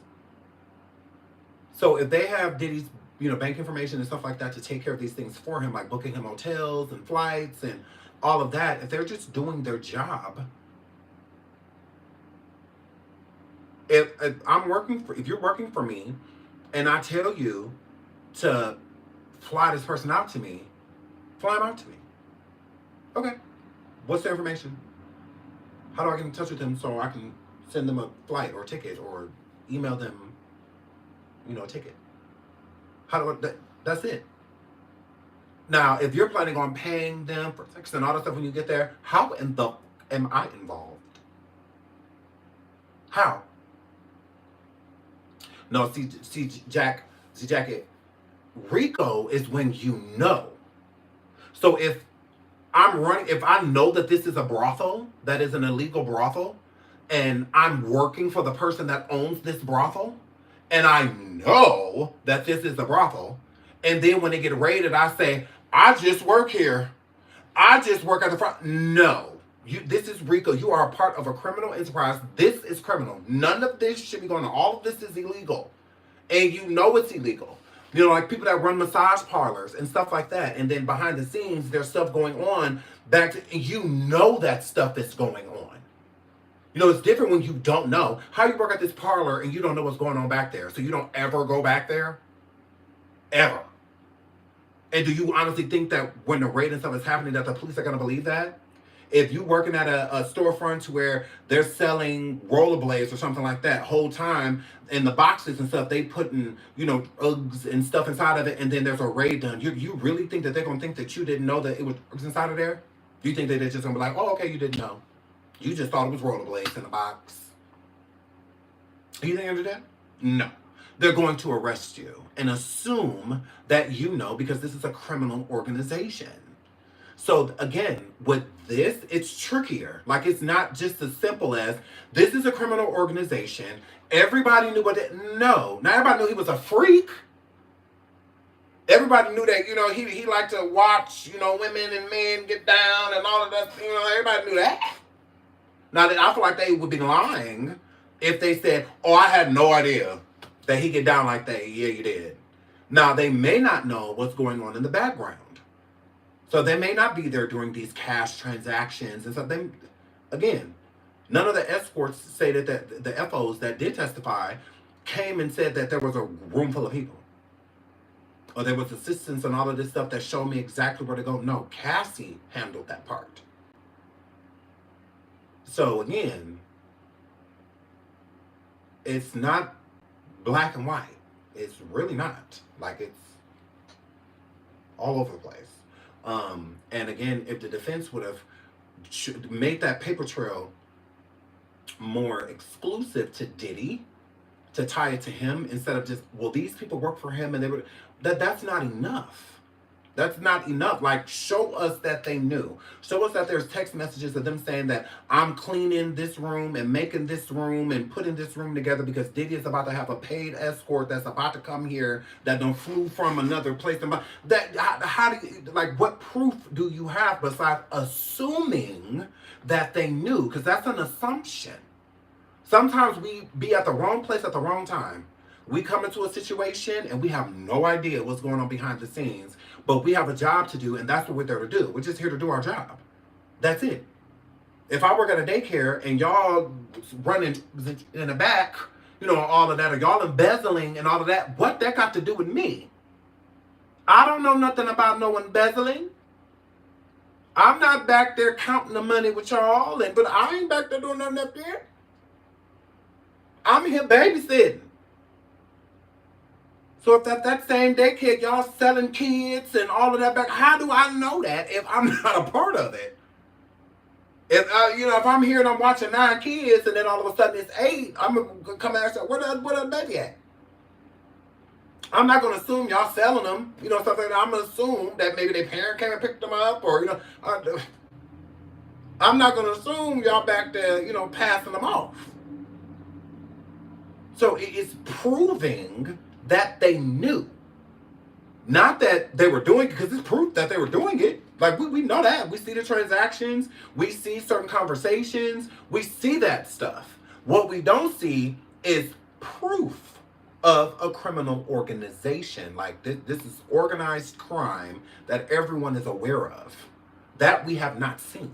That the prosecution has not put that, like, it's right in front of you. Besides Cassie. Besides Cassie, she was the one who was doing the handoffs. You know, and all that. We're not necessarily hearing about any other handoffs from any other, people. You know, shout out to Yep I Said It. Thank you so much for the super sticker. I love you. Mwah. She says, let's talk about y'all. Prosecution did a terrible job. In my opinion, they got my side eye, baby. Love, correct, her too. Diddy is a demon, and I hope he doesn't get off, but huge chance he will. Now there is a huge chance, and you are right by that. This is not he is definitely guilty type of situation, like what Robert Sylvester Kelly and what Bill Cosby, there was a lot of information that was cut and dry to say, like, yeah, this happened, like, you did this, and so when it comes to this situation with Diddy, it's not like that. It's not like, oh yeah, this definitely happened. The tape showing what he did to Cassie, if this was a trial of him with DD, and stuff like that, then yes, it's cut and dry. We see it, like, ain't no refuting it. You was putting your hands on that girl, da-da-da-da. Then it's like, yeah, I'm with it all the way. But it's hard to do that when it's just so much missing, because this is a court of law. This isn't public opinion, the court of public opinion. This is what you can prove and what you cannot prove. Is where this is. Shout out to Bird. Thank you so much, sweetheart. Mwah, I really appreciate you. Thank you so much for the super sticker, my love. I love you. Thank you, thank you, thank you, thank you, thank you, thank you so much. So yeah, it's like this. It's what we can prove, not what we think. What we know. So it's not about like no one did, because no one is defending Diddy. Like, I'm not defending him at any. I'm not defending him. It's just about showing. I'm all about showing y'all what's like really going on. Like, this is what the defense is saying. This is what the prosecution is saying. I don't know if this is going to hold up. I don't know if that's going to hold up. Being honest instead of just sitting here trying to attack him. This is time to attack. If he's going to pay, that's where he's going to pay. Where he's at right now. Like, not out here. If Diddy gets out of jail, Diddy is going to be bigger than ever. If Diddy gets out of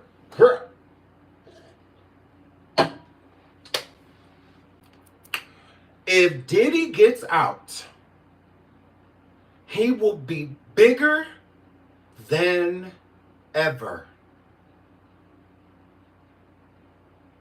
Bigger than ever. And if he is acquitted of these charges, it's not too many businesses and whatnot that can turn him down. So he can, all of the money that he has lost since he has been in jail, he can make it up. He sure can. He can. Without an issue. Tell-all books, interview. Do you know how much Diddy could show? He didn't speak in court. Diddy hasn't said a fucking word.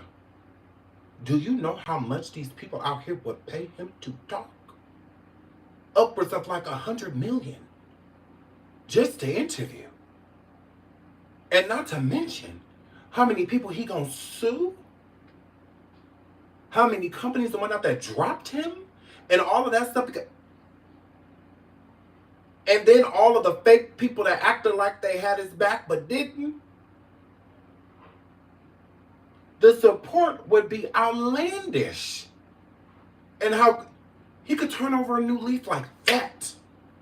That's why he's sitting in court comfortably. Because he knows if he gets off, and all of the people that was coming for him,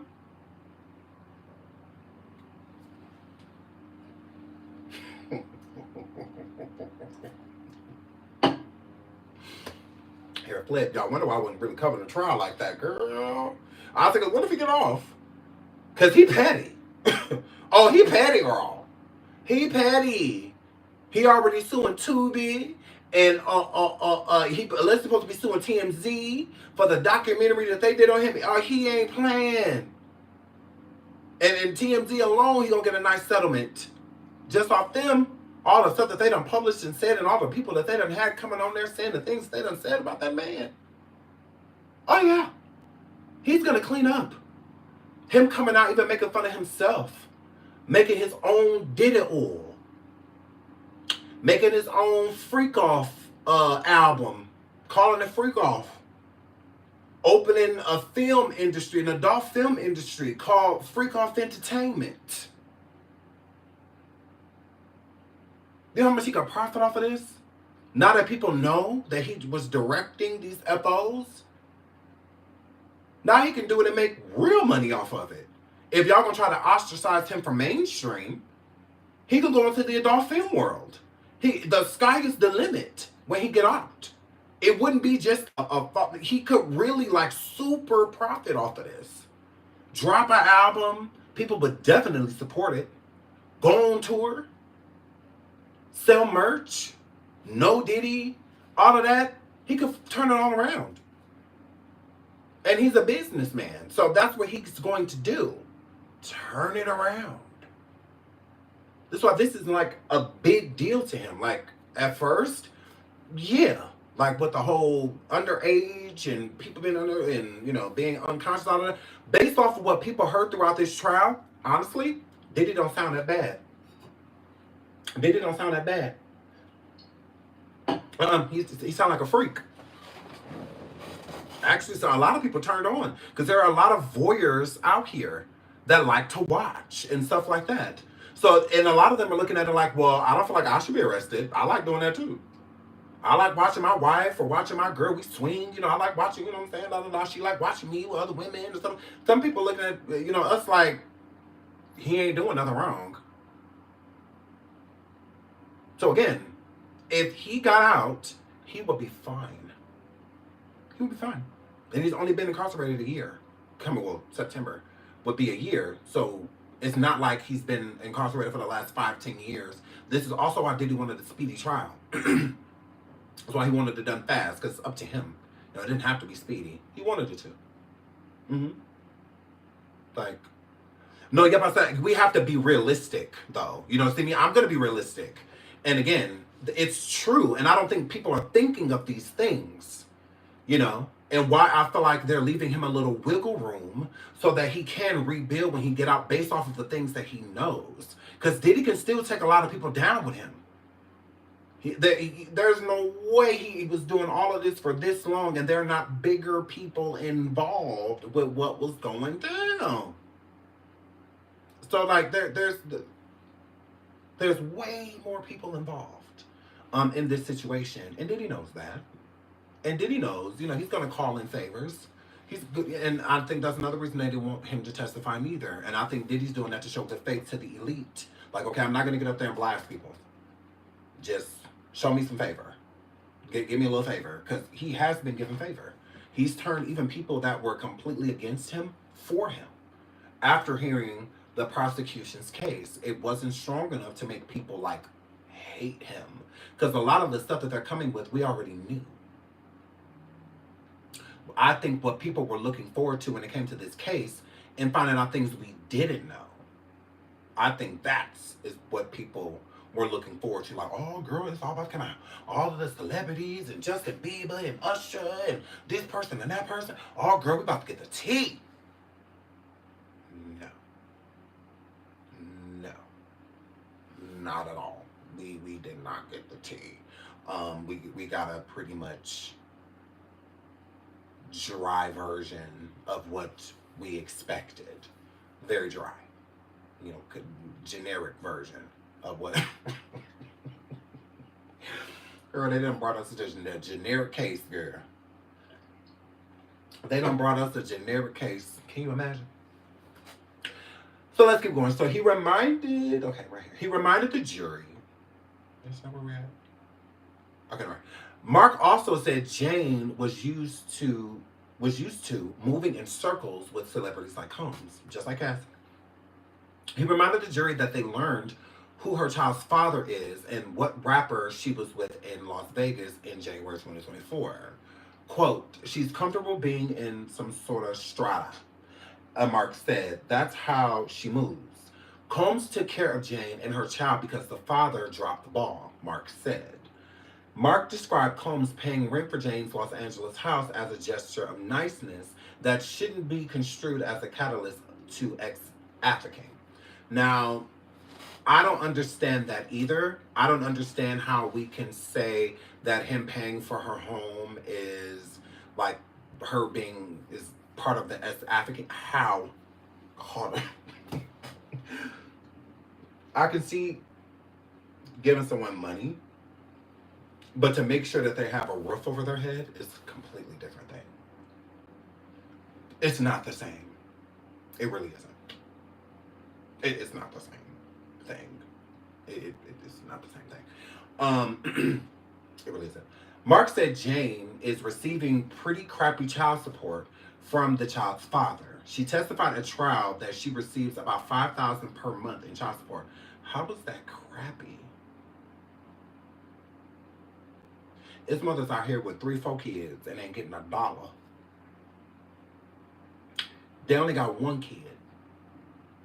$5,000 is crappy? How is that crappy? Dude, that's a blessing.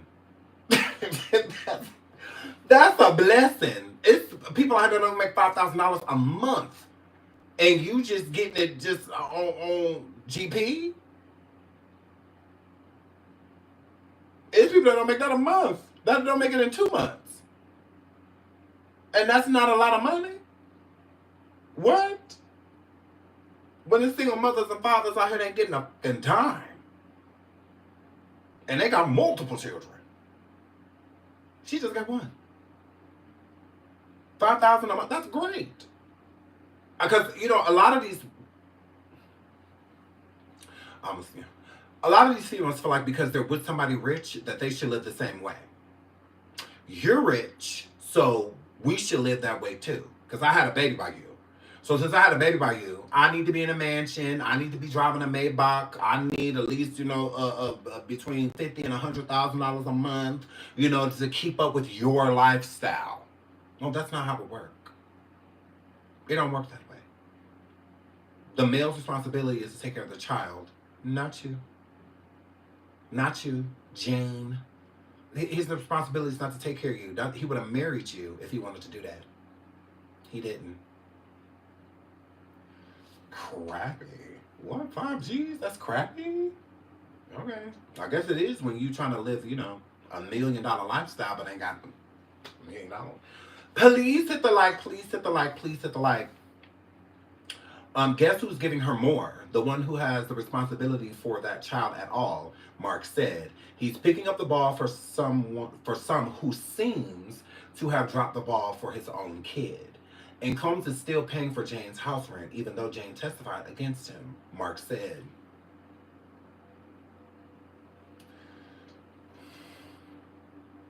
If I'm a juror, I'm going to be sitting there thinking, why is Diddy still paying her rent? Why is he sitting here in jail paying her rent, but she hate him? She's so traumatized by him. He done did all this crazy stuff to her. She done been SCX affect.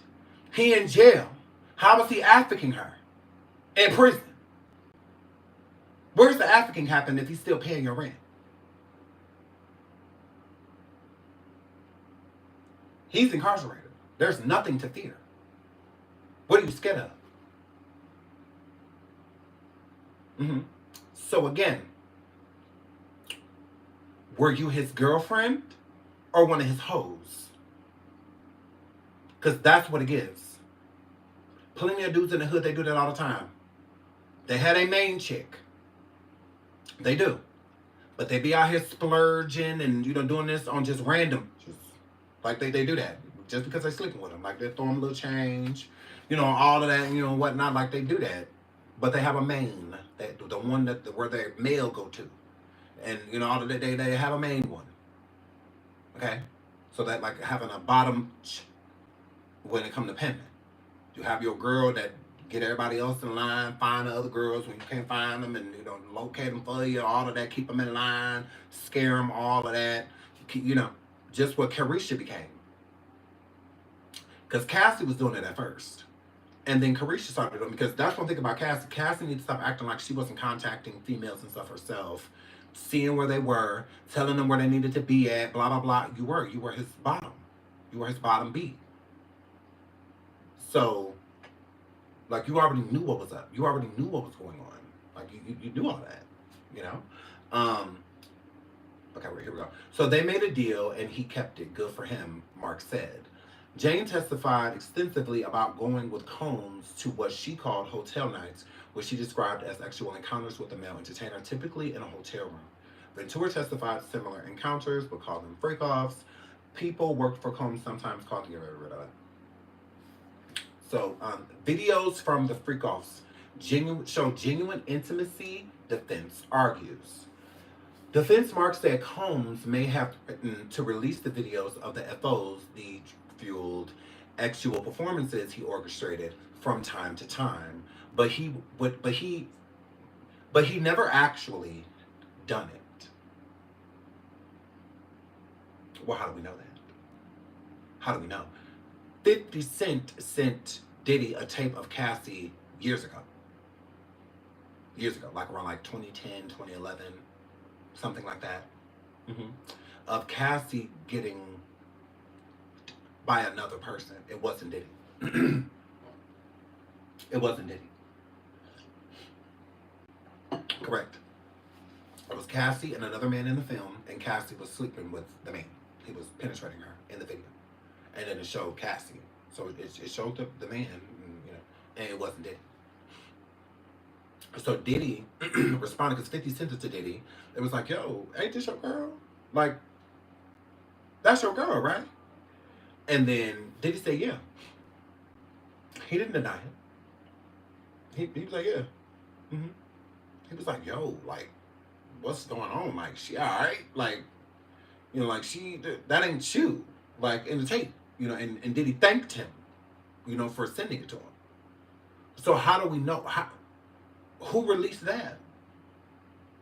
How'd that get out? Because what 50 Cent didn't know at the time was that was the FO.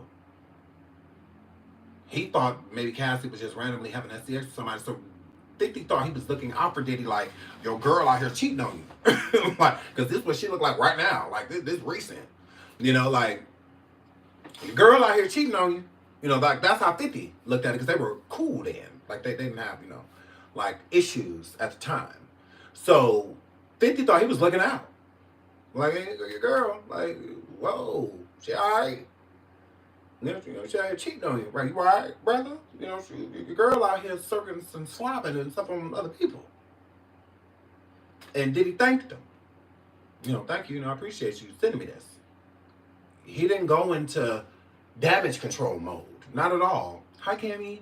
He didn't go into damage control mode, and I feel like the reason he didn't go into damage control is because he knew how it got out there. He put it out there. So, in my opinion, I'm not going to say that that's like fact, but it does give that if you weren't like alarmed by seeing it. Like, that should be private. No one should have access to it.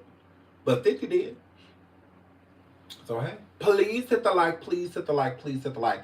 So yeah, that, I would have to say, okay. Actually done it. Mark acknowledged the video showed an uncommon kind of intimacy, but he said the videos of the FOs actually showed a beautiful evening.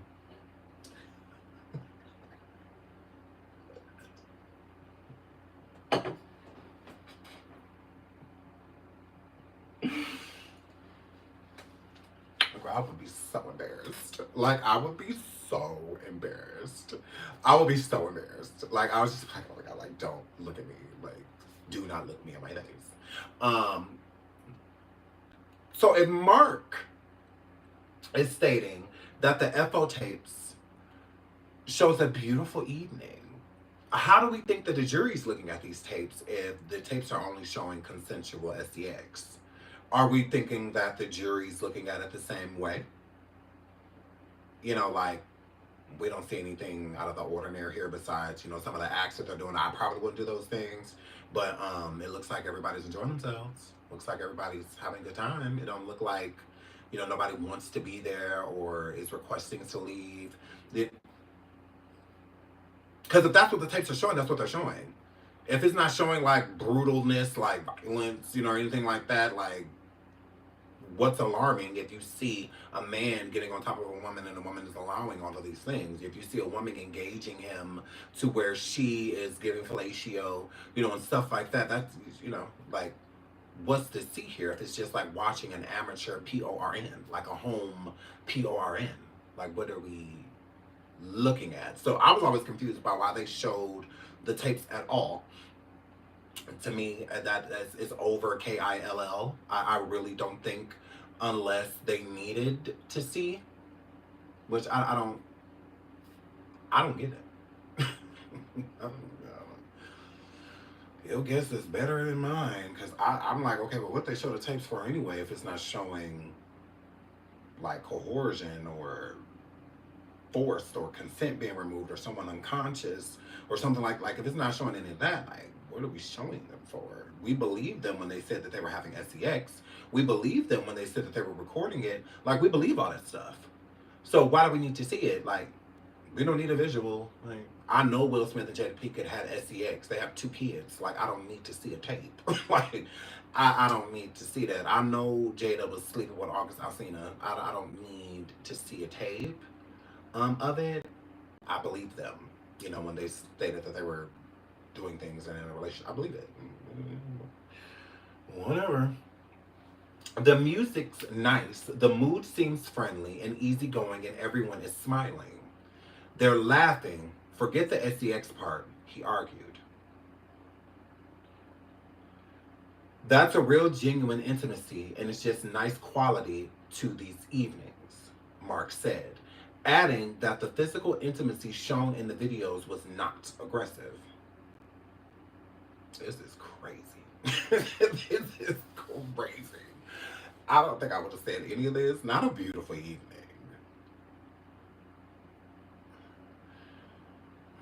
I guess Mark referred to testimony from 2 men who testified they participated in FOs with Ventura, saying they both thought Cassie was not into it.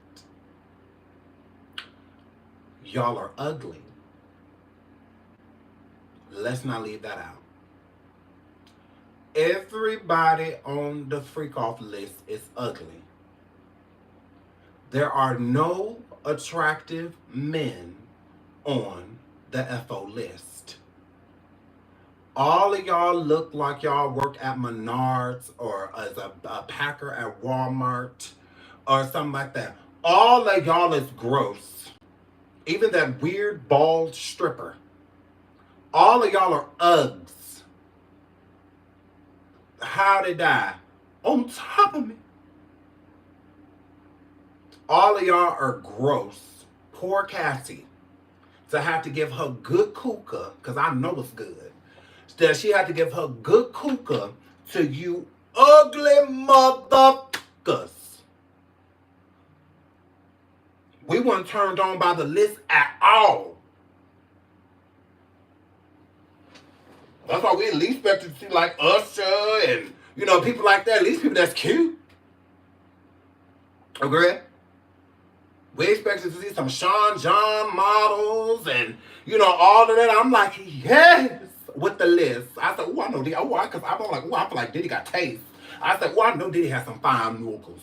I'm like, I can't wait to see this because he a billionaire, so only the best of the best for Diddy. We keep hearing about these long blacks on.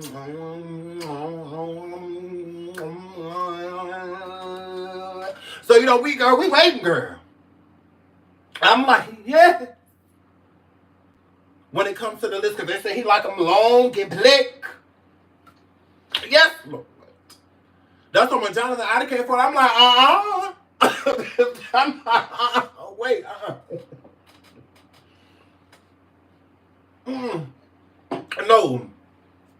No. He do not look like YK Osiris. He don't look like him.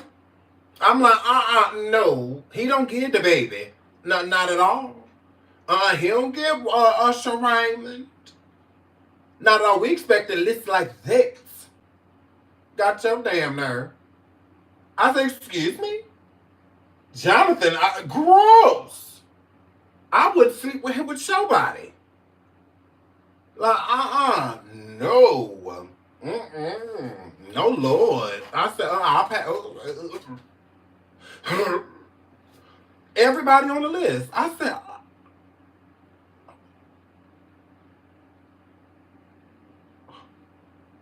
was this like the warm-up list? Was this like the list of the people when like, is this a Craigslist list? No, No. Cassie, we want the Hollywood list. Girl, who the are these people? No. You are not about to ruin this for us. I said, oh no, Diddy, you got your nerve. You just hide anybody. Ugh. And then you directing gross on top of pretty. Ugh.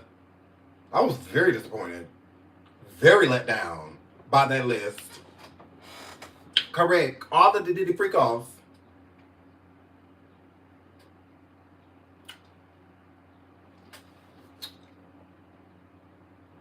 Yeah, all y'all ugly.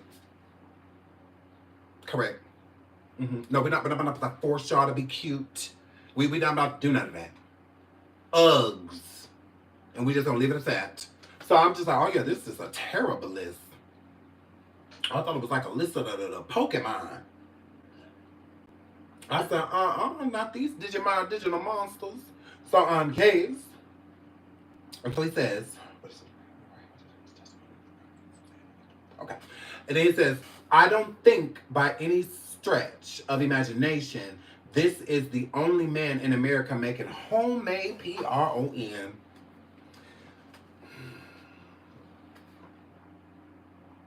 Okay. I don't... Christian King Combs, son of Sean Diddy Combs, released this new music with Kanye. But, we don't care about this. We don't care about this at all.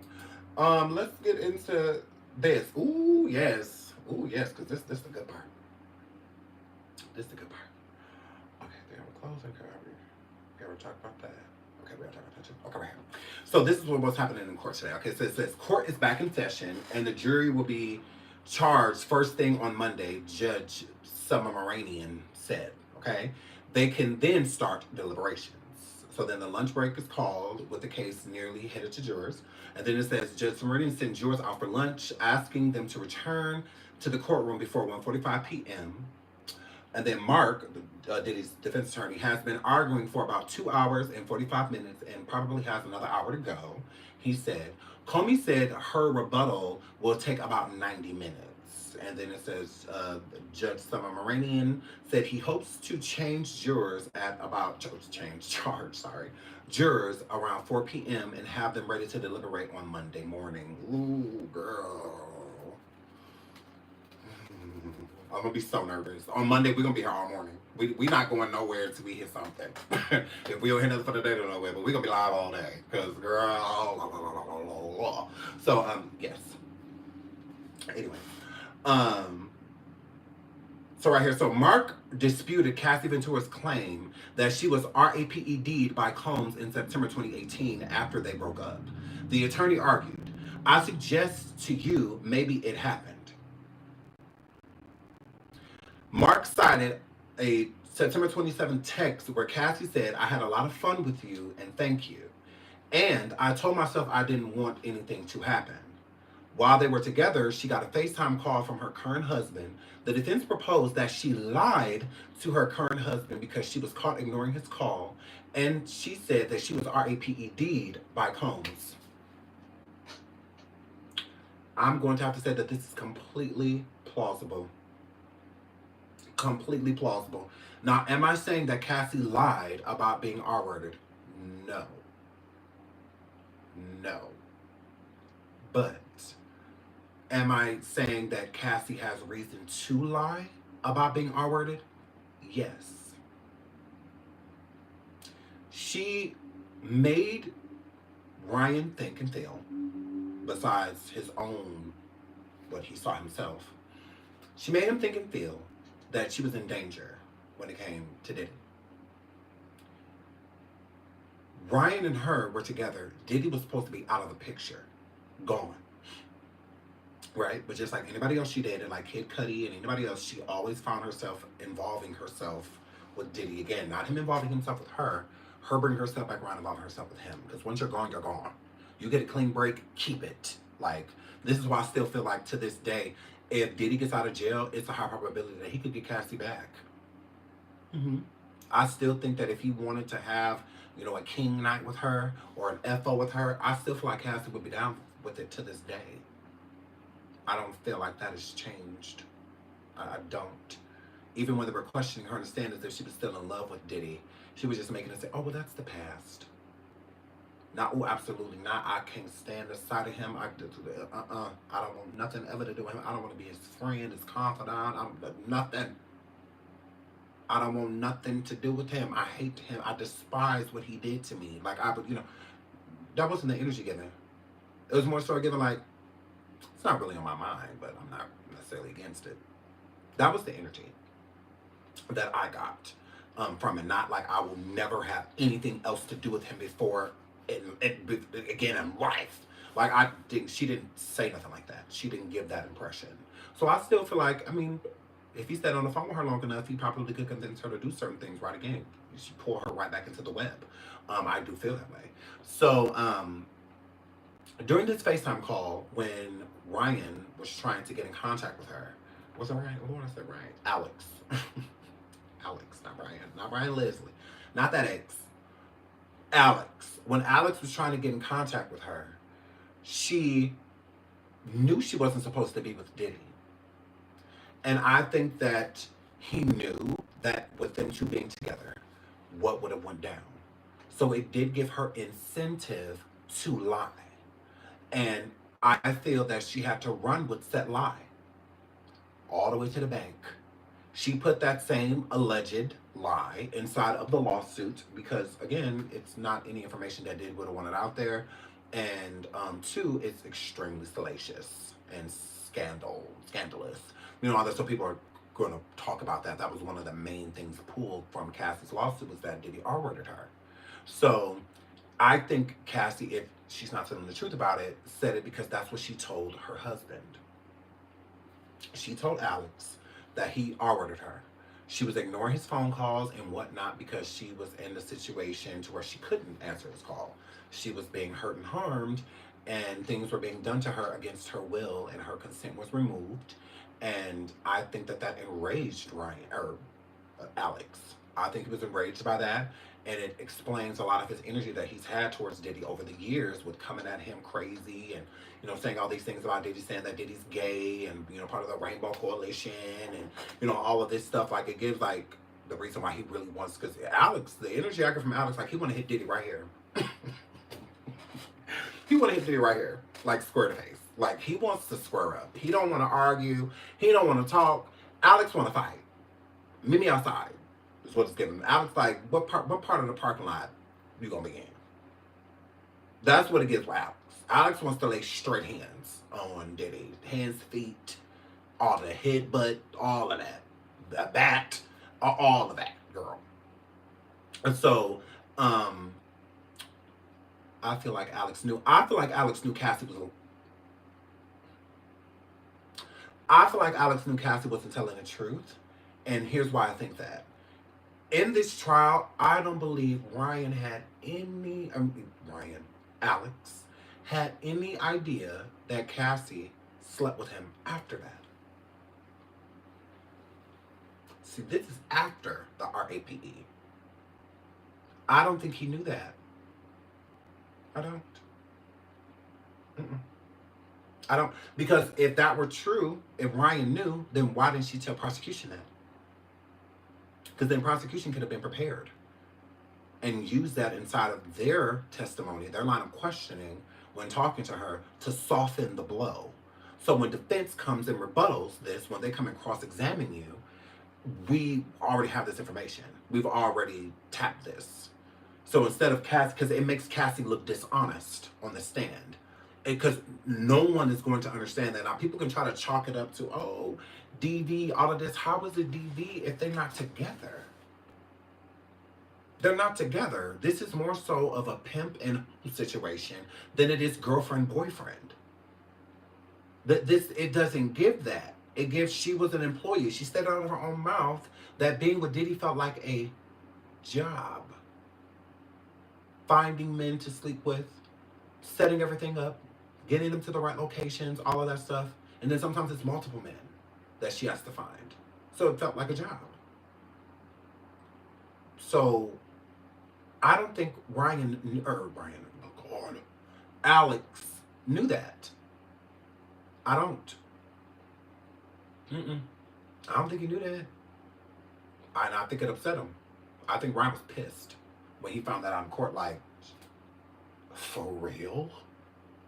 For real? I think that changed Ryan. I might just call him Ryan. I think that changed Alex's whole perception of what his wife told him. Mm-hmm. I think it changed the whole perception. And I think that causes a strain on the relationship even right now. Please hit the like, please hit the like, please hit the like. So in my honest opinion, I do think that Cassie may have stated that Diddy R-worded her because again, you can try to chop it up to, oh, she was in the DV relationship, Stockholm. She was in a traumatic situation, a lot of trauma. So she went back and forth. And you can say that, but you can't prove that. Can't. Just like there's no proof that it actually transpired. Here's what's adding insult to injury. After the RAPE, allegedly, right?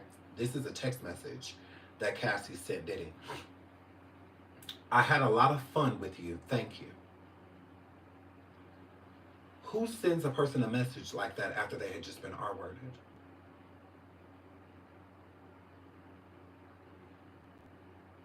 Who sends that? She also said, I told myself I didn't want anything to happen. Okay, so if you're saying that you told yourself you don't want anything to happen, that can mean regret, not. Regret and RAPE are two different things. It's not the same thing. Having sex with somebody that you know you shouldn't be having X with because you have a whole man at home and you are cheating on them by being with this individual means regret. You regret doing what you did with him because now you're ruining something that you are building. Someone you love. You're hurting someone you love. That's where the regret could have come from. What does this have to do with RAPE? Jane Doe said the same thing. She said that she regretted it. Although they had incidents where he was putting his hands and stuff on her, he would hit her up for her to meet up with him and for actual favors, and she would do it, and then after, she would regret it. Okay, regret and RAPE are two different things. Consensually doing something, and then after you're done with it, it's kind of like being a thought, It's like hitting somebody up for a booty call that because you said that you weren't going to do this, like you're going to either be celibate until you're in a relationship, or you're just going to close the legs until you find, someone, so, and then sometimes you have that itch and you want it scratched, and it's only a certain way that it can be scratched. Not all the time self-pleasing yourself works. Sometimes it gets boring or it gets old and you just want the real thing.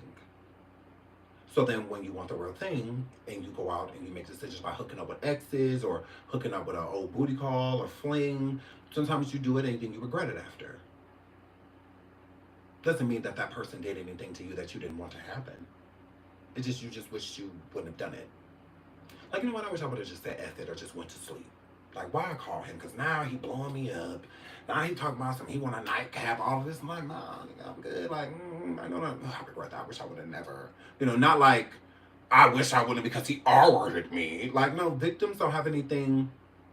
I mean, I can see a victim regretting showing up somewhere. Like, I wish I would have never went over there. Because maybe it wouldn't have happened. Because victims have a way of blaming themselves. When certain things happen, they'll blame themselves before they blame the person that did it. They'll give themselves more pressure and accountability than they'll give the person that did it to them. They'll be mad at that person, but at the same time, it's an internal battle at that point because it's just like, oh, if I wanted this or if I wanted that, finding reasons to excuse what they did to you. And I think it's like a coping mechanism to try to move on, by blaming yourself. Because if you blame yourself, then you can forgive yourself, right?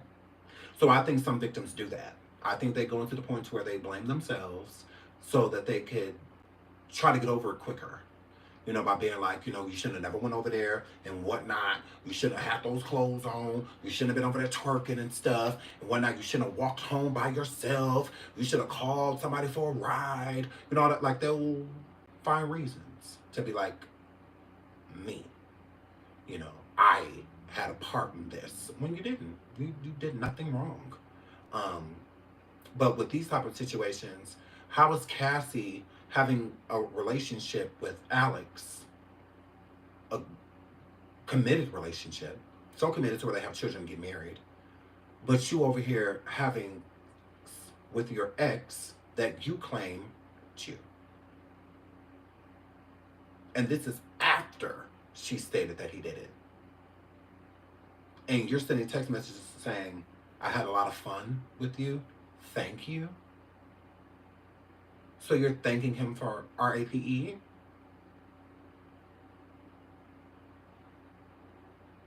But we're supposed to overlook that. Why? Because that don't add up. That don't make sense. Cassie had every intention on that stand to make it look like Diddy took it and that was it. He took it from me, he harmed me, and we were done after that. If she had it her way, her and Prosecution would have made it sound just like that. Instead of being honest and being like, oh, okay, well, Diddy and I did have some things going on, and then he did do certain things to me, and I did have weak moments after that. You know, he did a lot of things like that to me. Because, Cassie, after Diddy did what he did to you in that hallway, when you went back to that room, if you did anything sexual, that was...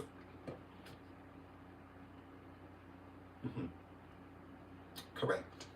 You don't have to be kicking and screaming to be R-worded. R-worded is when you're simply not into it. You don't want to do it. The whole time the person is touching you or near you and inside of you, you don't want it to be happening. And you have no power. So even if you said don't, it's going to continue. That, in my opinion, was you being R-worded. Him doing all of that to you for sexual favor and then take you back to that room and you give sexual favor. That's not consent. Doing something out of fear of being physically reprimanded. Or who knows what else. You know, he always got GUNs and stuff like that around. Like, who truly knows what he's going to do? And he can pretty much get away with everything because he feels like he's above the law. That's how he acts. That's how he treats people, as if he is above the law.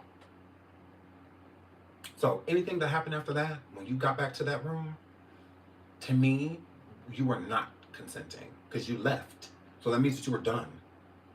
You took the consent away. You gave consent and you were in that room and you consented to what was going on. And then when you were done, you were done. That's it. Because no means no. I tell my sons, even if you could be mid into it with a female, like y'all getting it on, and she tell you stop, stop. I don't care how good it feels. I don't care if you almost there. You stop. Because if she tells you to, and you don't take that serious, and she decides to make a report or something like that on you after that, she's not lying if she told you to stop. If you could hear her tell you to stop, she kept telling that you did at that point. You did R-word her. It doesn't matter if she let me. That doesn't matter. If she tells you to stop, you stop. And it's the same thing with you. If you tell somebody to stop, that means stop. No questions. Just stop. Even if you're mad, be mad. That's fine. Put out. I'm completely okay with that. I'm completely okay with that. Put out.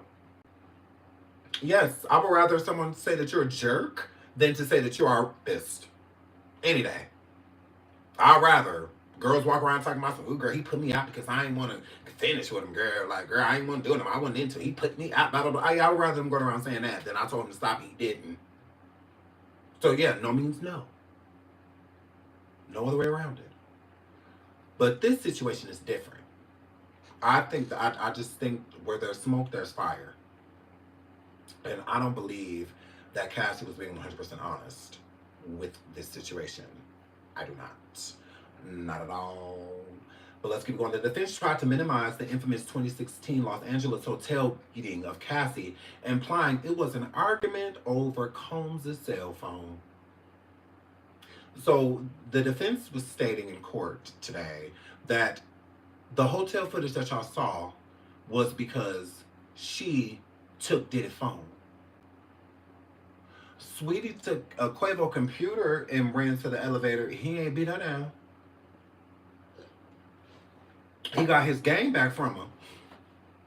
But he ain't pummel her. No, he did not. Mm-mm. So yeah, we don't want to hear that. We don't want to hear that at all. Quavo, a Xbox 360, a PlayStation 4, whatever it was, Sweetie left their apartment at the time that they had, and she took his gaming system with her. He ran in that hallway, and he got it back from her. In the story. He didn't go out there kicking and punching and stomping and throwing vases and all. He ain't gonna do none of that. Just get your shit. And that's it. None of that was necessary. Even if she did take a cell phone. Like, what? Again, there's no way of fixing it. Mark showed how at one point of footage, Ventura was carrying 2 bags in her left hand and that something in her hand, in her right hand, while Combs was pursuing empty-handed. He had a handful of towel. He sure did. Moments later in the footage, Combs has a cell phone in his right hand. How do we know that that wasn't her phone? Mark, do you have any proof that that was Diddy's phone? Because what if he did all that and took her phone from her so she can call for like a ride or anything like that? Are you sure? Asking for a friend. How positive are you that that was Diddy's phone? And even if it was, it warrants that? Taking someone's phone warrants what Diddy did to her. Moments later in the footage, Combs has a phone in his right hand. Mark's implication was that Combs had confronted Ventura to get his phone back from her. That wasn't a confrontation. That wasn't a confrontation. That was a beating, is what that was. Defense names drops Michael B. Jordan as one of the world's most handsome men. In defense's ongoing effort to paint Ventura as a tough woman who wouldn't have been a victim of Combs, Mark says she had all the confidence to date the handsome Michael B. Jordan, which she wasn't with Combs. She was with Michael B. Jordan, the most handsome man in the world. I'm glad you know that, because he definitely is. She was not going to slow down, Mark said. She is at a high level. She has a sexual confidence. Good for her. She is not clutching her pearls. This was her lifestyle. Ooh, Cassie girl. He said you was a slut. And I'm a girl. So, yes, so it says, defense says SEX trafficking charge is the lowest hanging fruit. The defense argued that the claims made by prosecution don't constitute SEX trafficking. Rather, this was Combs and Cassie Ventura's personal SEX life. Now, that is a good argument. That is, because again, besides the hotel incident, there's really nothing to prove that there was no consent given, that Cassie didn't want these things. There's actually more proof that Cassie wanted these FOs than not. Due to text messages and all that, it shows she wanted them. Like, she was requesting them herself. So why are you requesting something you swear you hate unless you're getting something out of it? Right? And I don't feel like it's the STX because she can get that from everywhere. I feel like it was money and DRUGS. That's what I feel like she kept going back for, honestly, to feed her addiction and also to feed, like her shopping habits, the lifestyle that he had provided for her. I feel that those were the reasons that she was going back. Like, we have to put 2 and 2 together. This is his girlfriend. There is no suggestion that he is making money from this. This is their personal life. They are swingers. This is their lifestyle, he said. He said evidence shows Ventura wanted to participate because this is how close they are. Your likes and their likes become one, and that is what love is, and that is what was going on with Cassie. I don't know about all that. I don't know about all that. Jenna Rhodes said, I would have never guessed that Diddy was being charged with African Captain Jen. I thought that. Agreed.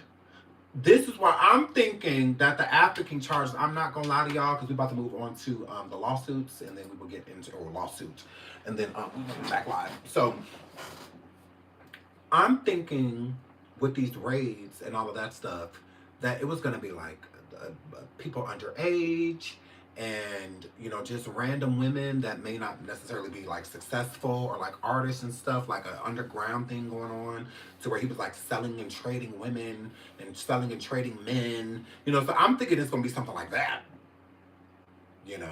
not just you found thoughts in other states and invited them over and then gave them some money after they did. What? I'm like, this is what y'all coming with? Because it's weak. Like, I mean, let's keep it real. It's weak. It's not a strong defense at all. No. Prosecution dropped the ball in many areas. Now, they did their thing, with a couple things. But overall, they this case up. And this is supposed to be some of the best prosecutors. Some that done prosecuted, the Harvey Weinsteins and, the Cosbys and, the rest. This was horrible. And then we're at closing arguments. I understand this is a speedy trial. I understand. But they had almost, 5, 6 months? 7, 8 months? Something like that? 7 months? To get it together. And this is what you come up with? Why have FOs testify that are going to state that they weren't substitutes? Why not find ones that were charging? Why not talk to them? Why not subpoena them? Y'all the government. Subpoena them. Force them to come. Like, y'all want to put people on the stand and talk about some, no, we weren't paid prostitutes. No, there was nothing set up in advance. No, I wasn't SCX addict. It's like, what the fuck? What did you go get them for? Why are they here? And they ugly. I'm like, what are they doing here? And then you go get Jane Doe. She does not help. She doesn't. You got all of these women with these lawsuits against Diddy talking about some they were gang R-worded and that they were 17 years old and flown from their home to New York where they, him and Harvey Pierre was. Where the fuck is she at? Like, where is it? Come on, prosecution. Where's the dirt? Y'all want to bring a bunch of Nettards and Charles on the damn stand. Window lickers. Booger eaters. I'm like, why are these people here? This is pathetic. I was not happy. Not happy with a prosecution a lot of this case. That's why it's really hard to follow, because it's like, what the fuck are y'all doing? Like y'all throwing noodles at the wall and hoping that they're done. Hoping that they'll stick.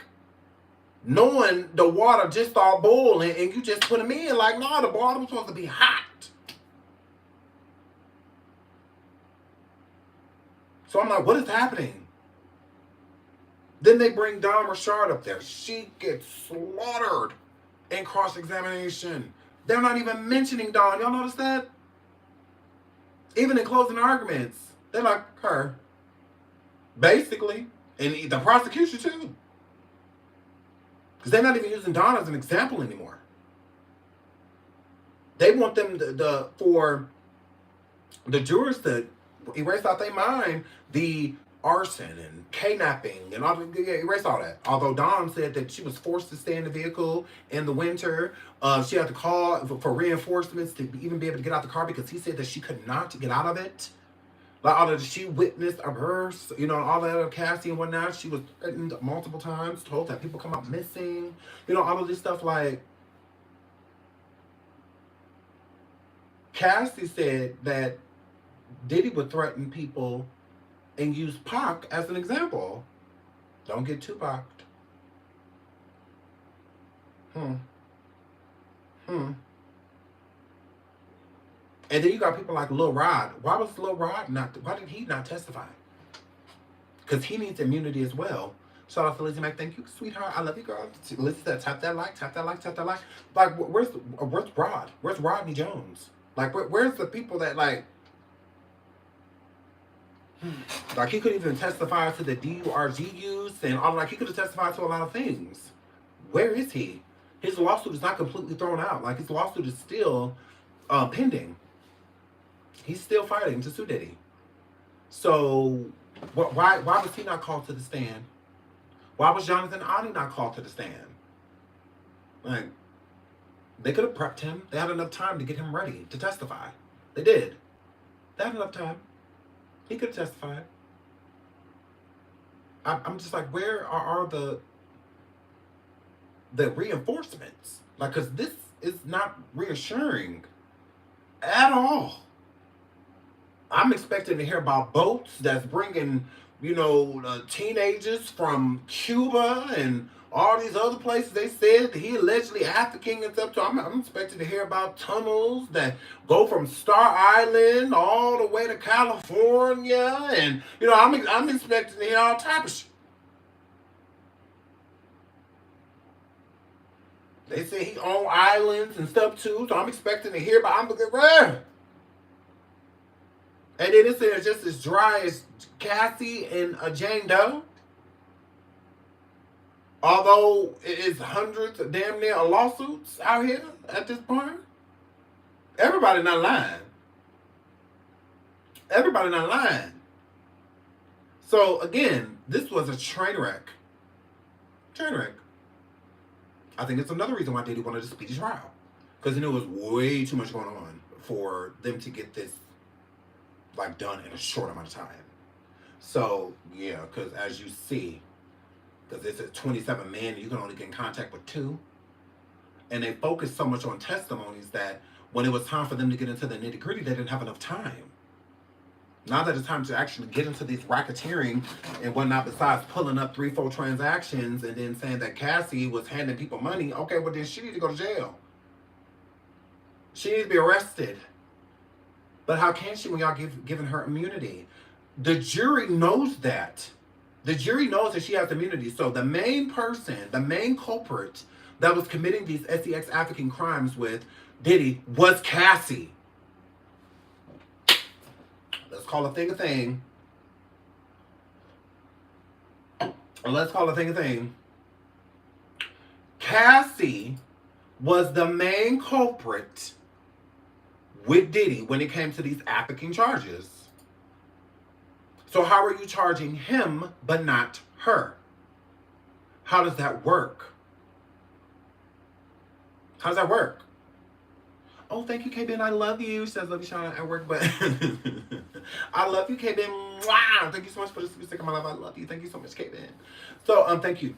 So, I just don't understand. Like, so as a juror, I'm going to be looking at, okay, well, if they free her, why he got to go to jail? What he going to jail for? If she's getting immunity, the only reason he's not getting none is because he's the big fish. He's the fish that everybody wants to catch. Everybody throwing their rod in the water looking for him. Is what that word. So on a balance of how guilty he is due to his counterparts, everybody guilty. But he don't only one face charge. Like, damn near everybody else got immunity. That's why in these cases, like, no different with, like, Robert Sylvester Kelly. Shout out to K Special K. Thank you so much, K Special K, for the super sticker. I really appreciate it. I love you. Mwah. Thank you so much, sweetheart.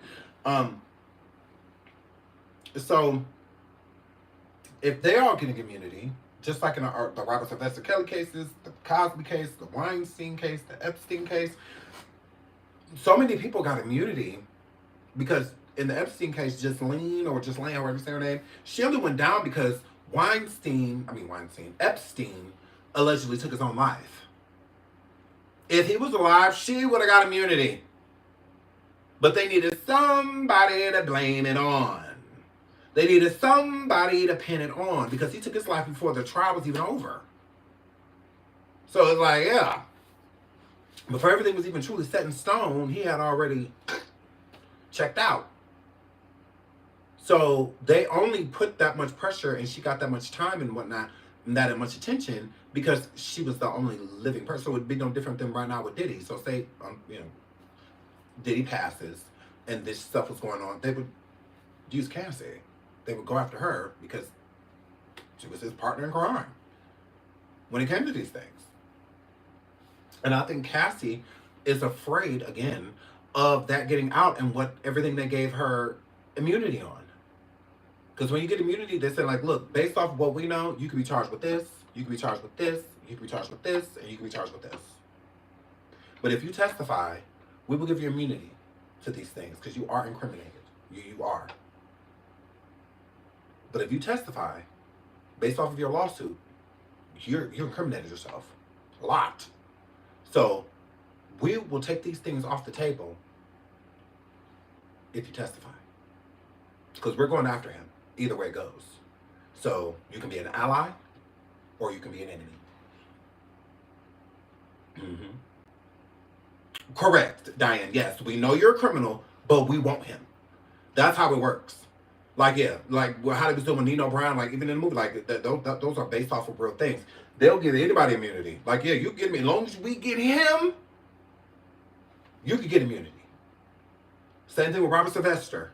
We don't care that y'all was pulling up tour buses to high schools. we don't care about none of that. Nah.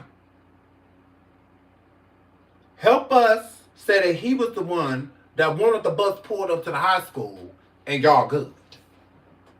Correct. Mm-hmm. Yes. Because this isn't over. No. Because if they don't try to pull up charges on Diddy, like if Diddy does get off, if they don't try to pull charges up on him in other states with him doing the same alleged things, then they're going to go after who? His kids. Justin and Christian in all type of lawsuits. We got one right now. He in all type of lawsuits. So why wouldn't they want to go after him criminally to get the bigger fish? Meaning, if we go after Justin, because notice with the majority of these lawsuits against Justin Combs, Diddy is involved. Same thing with Christian. He's involved. He's there, even the lawsuit we're about to read. So it's still another way of bringing charges up on Diddy too. Mm-hmm. Correct. So I do think, and then all of the things that when he is being accused of something, Justin and his father being right there with him, pretty much, when these things are going on, if they could get Justin to go against Diddy, that'd be everything. Because who got more tea than Justin and Christian and, Quincy and who got more tea than them? Who? And they're going to be believed. No jury going to sit there and not believe the children. Oh, they're going to believe them. Oh, yeah. So again, I think that would be the next phase. If they don't get him, then they'll go after his kids because they have a lot pending towards them. Right now, Justin is in multiple lawsuits, and so is Christian. And Diddy is in all of the lawsuits that they are included in. Let's get into it. Sean Diddy Combs' son, Justin Combs, accused of orchestrating gang RAPE in a new lawsuit. Let's get into it. Sean Diddy Combs says Justin Combs has been accused of luring women to Los Angeles, where she allegedly was drugged and RAPED by 3 masked men, one of which she believes was the rapper. Girl, please hit the like, please hit the like, please hit the like. Sean Diddy Combs' son, Justin Combs, has been accused of facilitating a woman's alleged gang RAPE. RAP. R.A.B. Amid Diddy's federal trial, the 31-year-old and his dad are facing a civil lawsuit from a woman who alleges she was and SA'd by three masked men during a 2017 trip to Los Angeles arranged by Justin. According to the court documents obtained by E! News June 26, in the complaint, the woman alleged that Justin, who she met through Snapchat, flew her out from New Orleans under the guise that he would get her in a position with a remote TV in Atlanta though his father and his connections. Get her on TV. Oh, okay. Interesting. Upon her arrival, the woman said she and Justin, who is the son of the Bad Boy record founder and Misa Hilton, spent time at a Beverly Hills home consuming alcohol and marijuana, which she believed was laced due to the effect it had on her. Girl, please hit the like, please hit the like, please hit the like. The woman who also alleged the son of the music mogul made her take various pills and poppers throughout the day. After consuming the drugs, the woman said three masked men arrived at the house. They allegedly took turns, graping her from Saturday evening until midday Sunday. Following the alleged intoxication, the lawsuit stated three masked men arrived and took turns graping plaintiff both in the booty and orally while she was drugged and incapacitated from Saturday evening until midday Sunday. Though two of the men were unknown to the woman, she accused Diddy of being the third, due in part to his stature and mannerisms. So she's like, he was real gay and shaped like a seal and real gay. And mannerisms, but also because Justin referred to him at least on one occasion as Pops in her complaint. So she said that Justin referred to one of the masked men as Pops. Did he like to do it in a booty, allegedly? As a result of the alleged incident, in her complaint, the woman said the possibility of a job at remote TV never materialized, and she suffered severe emotional distress, emotional anguish, fear, anxiety, humiliation, embarrassment, physical injury, emotional injury, and trauma. As a result of the alleged incident, she is suing the father and son duo as well as Diddy's businesses for sexual battery, gender violence, and negligent supervision. E! News has reached out to Justin but has not heard back. In response to the lawsuit, Diddy's legal team denied the allegations on his behalf. They quote, "No matter how many lawsuits are filed, it won't change the fact that Mr. Combs has never SA'd or affected anyone, man or woman, adult or minor." The rapper's lawyers told E! News on June 26th for a statement. So this was just yesterday. The attorney stated this: "We live in a world where anyone can file a lawsuit for any reason. Fortunately, a fair and impartial justice system exists to find the truth. And Mr. Combs is confident he will prevail in court." Why do people keep suing and saying the same stuff? Everyone cannot be lying. I would just hate to think that we live in a world right now that a whole bunch of people are about to keep coming forward suing everybody getting paydays. Everybody that pulls a suit up against Justin Combs, Diddy, or Christian are getting paid. They're not. A lot of them have been thrown out. Some of them have been just removed by the plaintiffs themselves and whatnot. I'm confused. Why does this... And then you got another male, which we'll get into that in the next slide. Another male that's coming forward stating the same thing. He was, taken advantage of by Diddy. All those... It's what is happening? What is going on? You know yourself, a black man, this is safe in America. I'm not saying anything I can tell. I just don't know. I'm really not going to say that because as a black man, if I became a billionaire, ain't nobody taking me off my square. It's just not happening. Now, it's bad enough that you're going to have to deal with like frivolous claims and stuff like that that isn't true. Like, it's sad that you're going to have to deal with people coming forward lying because, you know, they either felt rejected by you or, you know, and on and so forth, right? But because all of this can be avoided, even what's going on with Tyler Perry. This type of things can be avoided. They just simply can be. You know, like you don't have to go through these things. People choose to. You know, Diddy's choosing this stuff because he set himself up. He put himself in this arena to where people can accuse him of these things and doing these things. He did that. You know, nobody did that to him. It don't matter what Clive may have shown him, what a liar Cohen may have shown. None of that matters. What matters is what you did. What matters is what you did. So, I don't know. I just feel like as a black man in America, you should be more vigilant of what's going on around you, who's around you, why they're around you. Like you should be way more vigilant. Way more. You should be way more skeptical, way less trustworthy, or way less make people way less trustworthy. A grain of salt. You know, your family and your day one should be the main people that you have a focus on. But if they'll turn their backs on you, if they'll, you know, trade, you know, become a trader, and whatnot, who are people that you're just meeting? Like, people that you've known for years and years and years, you know, will drop you like a dime. You just have to be really careful. And the people that you allow in your inner circle. Because then you can, you know, not everybody's around that's clapping for you. It's clapping for you. Some of them are clapping to watch the demise. Like, yeah, I'm here. Mm-hmm. But you gonna fail. It's so many people that are just waiting, you know, around you because they're envious and things like that. They don't feel like you're deserving of the stuff that you have. So they'll sit right in front of you and smile, and the whole time there's a knife in your back.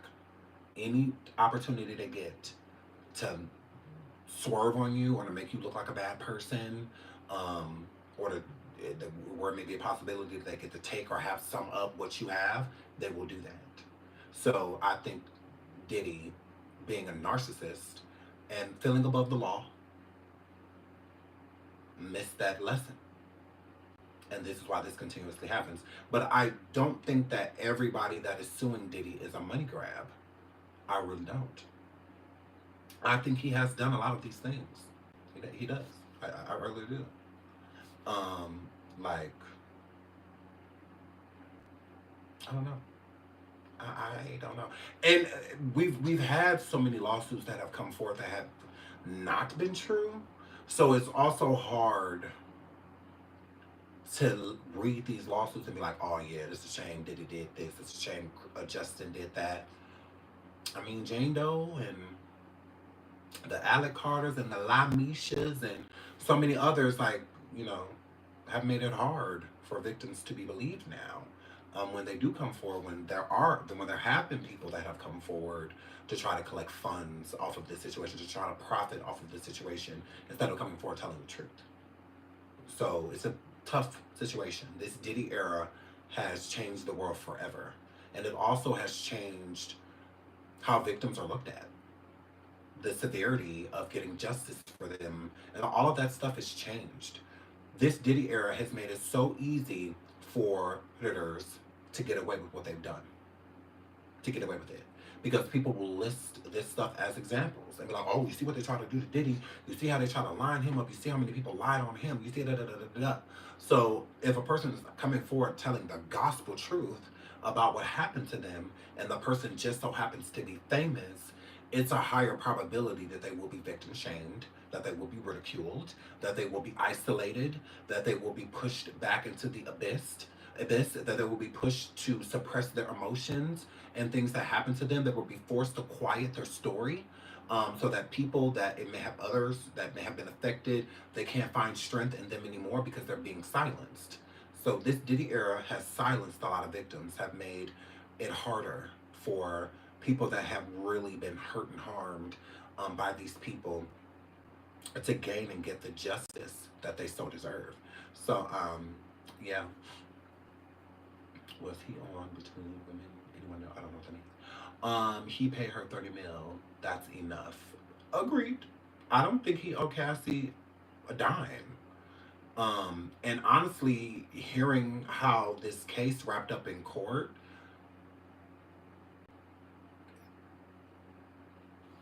Cassie is a victim for the things that happened to her. But Cassie, to me, I really like Cassie. But I think Cassie is a baby Diddy. I think she's just like him. I think Cassie is a liar. I think Cassie is a manipulator. I think Cassie is greedy. I think Cassie did do the majority of this for money. Because looking back on it, I'm just not feeling Cassie. I'm not. If I'm being honest, even how this all kicked off, Cassie basically threatened him with tell-all books. And then she made him buy the tell-all books. Why not put your story out there? Why not put your story out there? Why do you have to sue him if he, like, why not just put your book out there and sue him? Like, I don't get it. Thank you, Scorpion Vibes, and thank you for the other super sticker you sent. I seen you send one underneath one of the videos. Thank you so much, boo. I love you. I love you, Scorpion babes. So I don't get that. I don't get why she just didn't do both. You know, put your book out there, girl. Everybody deserves to hear your story, you know, and whatnot. I don't see why she didn't do that. She was being, I don't think she knew it would go this far. She knew her baby stuff, right? Honestly, Asian persuasion, I don't agree with that anymore. I used to think that. I used to. But how can we say the same thing when her lawsuit completely changed when she went into court? Again, in her lawsuit, she said she never wanted anything to do with Diddy. Diddy was like a father figure to her. She never viewed him sexually in that manner. And then she gets on the stand and says none of that. She never said on that stand that she was not interested in Diddy. On that stand, she made it seem like from jump, she was enamored with him. That she wanted to be with him. She wanted him more than anything. Well, in your lawsuit, sweetheart, you didn't say that. Why is it different now? Is it because he's in front of you? Or what? Because you're safe. He's incarcerated. So why now you're sitting here? Because again, if she would have had the same story that she had on the lawsuit, she would have said on that stand, then yeah, I don't have anything to, you know, again, when you're in a relationship like that for so long with someone, because think about it, even after that hotel incident, after he did everything to her and drug her back to the room, he basically RAPE'd her again, or had it done to her by the escort, right? Because she clearly didn't want to do it no more. She was sleeping with him after that. So it's not far-fetched that if he came to her to where she was, or they met up somewhere and he took advantage of her and took her body, he'd been doing that. He's done it before. So why wouldn't he do it again? So that would make sense. I'm like, all right, cool. You know, that's unfortunate to happen. I wish that never happened to you. It would make sense. Like, okay, well, she's went back before. You know, he's done certain things that most women probably wouldn't have went back after that. But she did, you know, so you can't really knock a person when they're going through real life. You know, you kind of just gotta wait and see what happens. But I don't think it was that. Do you think Cassie was jealous of Young Miami and Baby Love's mother? Is this why she went after Diddy? I think Young Miami may have been jealous of Baby Love, the co-conspirator. But I don't think Cassie was. Cassie never stated anything about wanting children with him. She never, not in her lawsuit, not on the stand. She didn't say anything about ever wanting a child with Diddy. Like, we were trying to get pregnant, or I was trying to get pregnant, or she never said anything about wanting to have a child. So I think that you would be jealous of something you want. I don't think people are jealous of something that they don't want. I think she was more so jealous of the relationships that Diddy may have had with Baby Love's baby mama, or, you know, Kim Porter, or, you know, anybody else. Even Hell, even maybe like, Young Miami, something like that. She may have been jealous of those things. But I don't, well, not Young Miami because she came after. So she may have been jealous of those things, but I don't think she was jealous of Baby Love's mother because she had like a child. Like I don't think that. But I do think she was jealous of other reasons, but not a child. Um, I think honestly the reason Cassie didn't have a child is because she didn't want to. She didn't want to. While she was with Diddy, she was constantly strung out, and all that stuff. While she was around him, she was always high, from what it sounds like. So, I mean, how can you get pregnant that way when you always, inebriated, and stuff like that? So, I feel like she didn't want to have a baby in that type of environment. Like, she sees her life is crazy. It's wild. Um, so, I don't think she wanted to have a kid because why did she have 3 with Alex? But she didn't have any with Diddy. She never said that Diddy didn't want to have kids with her. She said that Diddy didn't want to marry her. And that's the reason why she kept, falling back, because she felt like he would never commit to her, that he would never settle down and, white picket fence. So, but she never said nothing about children. She never said anything about that. So yeah, Gina got pregnant and didn't have it either. But here's the thing with Gina. Didn't Gina say that he basically like knocked the baby out of her? Didn't she say she was pregnant at one point? I could have sworn she said that on Wild with Tasha K. That he basically like started kicking her and stuff in her stomach and all that stuff when she told him that she was pregnant. Because Cassie doesn't speak of any pregnancies. I've never heard Cassie say anything like, "Oh, I was pregnant," or "I lost the baby." Say yes, she did say that. Yes, because I could have sworn that was on top. Yes, stomped that out. Yes, I could have sworn. Yes, thank you, Roxy. That she said that on Wild with Tasha K. So yeah, so I don't think he wanted to have a baby with nobody like that. And I don't think he necessarily wanted to have a baby with Cassie. But if Cassie would have got pregnant, I don't think he would have not let her have it because of what Cassie looks like. Because of her looks, I feel like he would have had a baby with her. Correct. And because people like knew them to be an item, at one point in time. So I don't think he would have minded having a baby by Cassie. But I don't think he wanted to have a baby by Gina. And I don't think he was ever really aiming to have a baby with Cassie because they was his hoes. See, he had babies with the women that he was like for real with. Misa, Kim, and, because Chance wasn't supposed to be born. The only reason Chance is born is because it was too late. Because Diddy did not want her. Diddy denied her all of that. Yes, he did. Kim Porter was furious that he was having a baby by another woman because she was pregnant at the same time. Kim was pregnant with her twin girls, and he went and got this random girl pregnant. And he did not want Kim to know. And she didn't even tell Diddy, Chance's mother, until she was too far along. Diddy did not want to have a baby where he did not claim Chance. No, he did not. It took a while for him to claim her. Like after DNA tests and stuff like that. For him to claim Chance. He was not claiming her.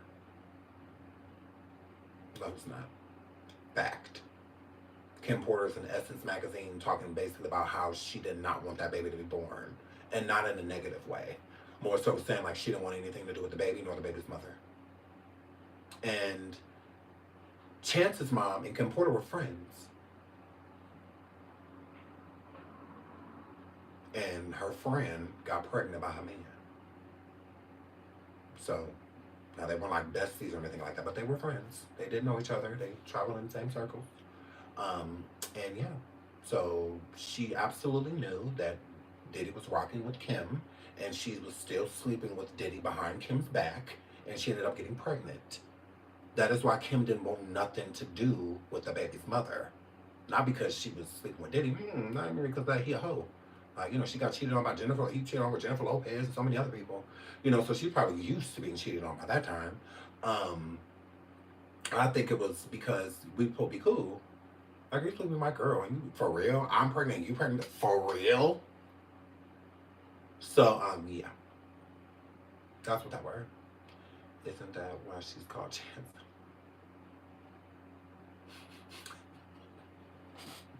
Lizzie, I could not. But possibly. Possibly. Possibly. Yeah, but yeah. So he did not want her. No, he did not. She was a oops. Not a let's have a baby. A oops. So yeah, he ain't want no churn by nobody, none of his jump offs. Like, he ain't want no kids by that. Mm-mm. So I believe the same thing with Cassie. Cassie was a jump off. So I don't think he wanted Cassie to get pregnant. Gina, jump off. Daphne, jump off. You know, so all y'all jump offs. Young Miami, jump off. Didn't even want no baby by no Young Miami. Are you kidding me? Ghetto-risha? Triflorisha? No. No. Not at all. I won't want a baby by her. Like, I'd rather have a baby with JT. I'm being real. Yeah, JT may be a little mean, but I would prefer JT. At least she could finish her sentences, so at least my kid have a fighting chance. But Carisha, who proud to be ignorant, who tries to profit off of being ignorant. Okay, girl. Alrighty. We'll have to get out of here. We've been here a uber long time. And I have another show to prepare for. So I will be back. Thank y'all so much for all of the super stickers and liking the video. All of that good stuff. I love y'all. I love y'all. I love y'all. I love y'all. Okay, I really do. Thank you so much for joining me. And we will be back. We're going to read the second lawsuit. And we're going to get into the other closing arguments. And then we're going to do a live about Christian, Derek Dixon, and Tyler Perry.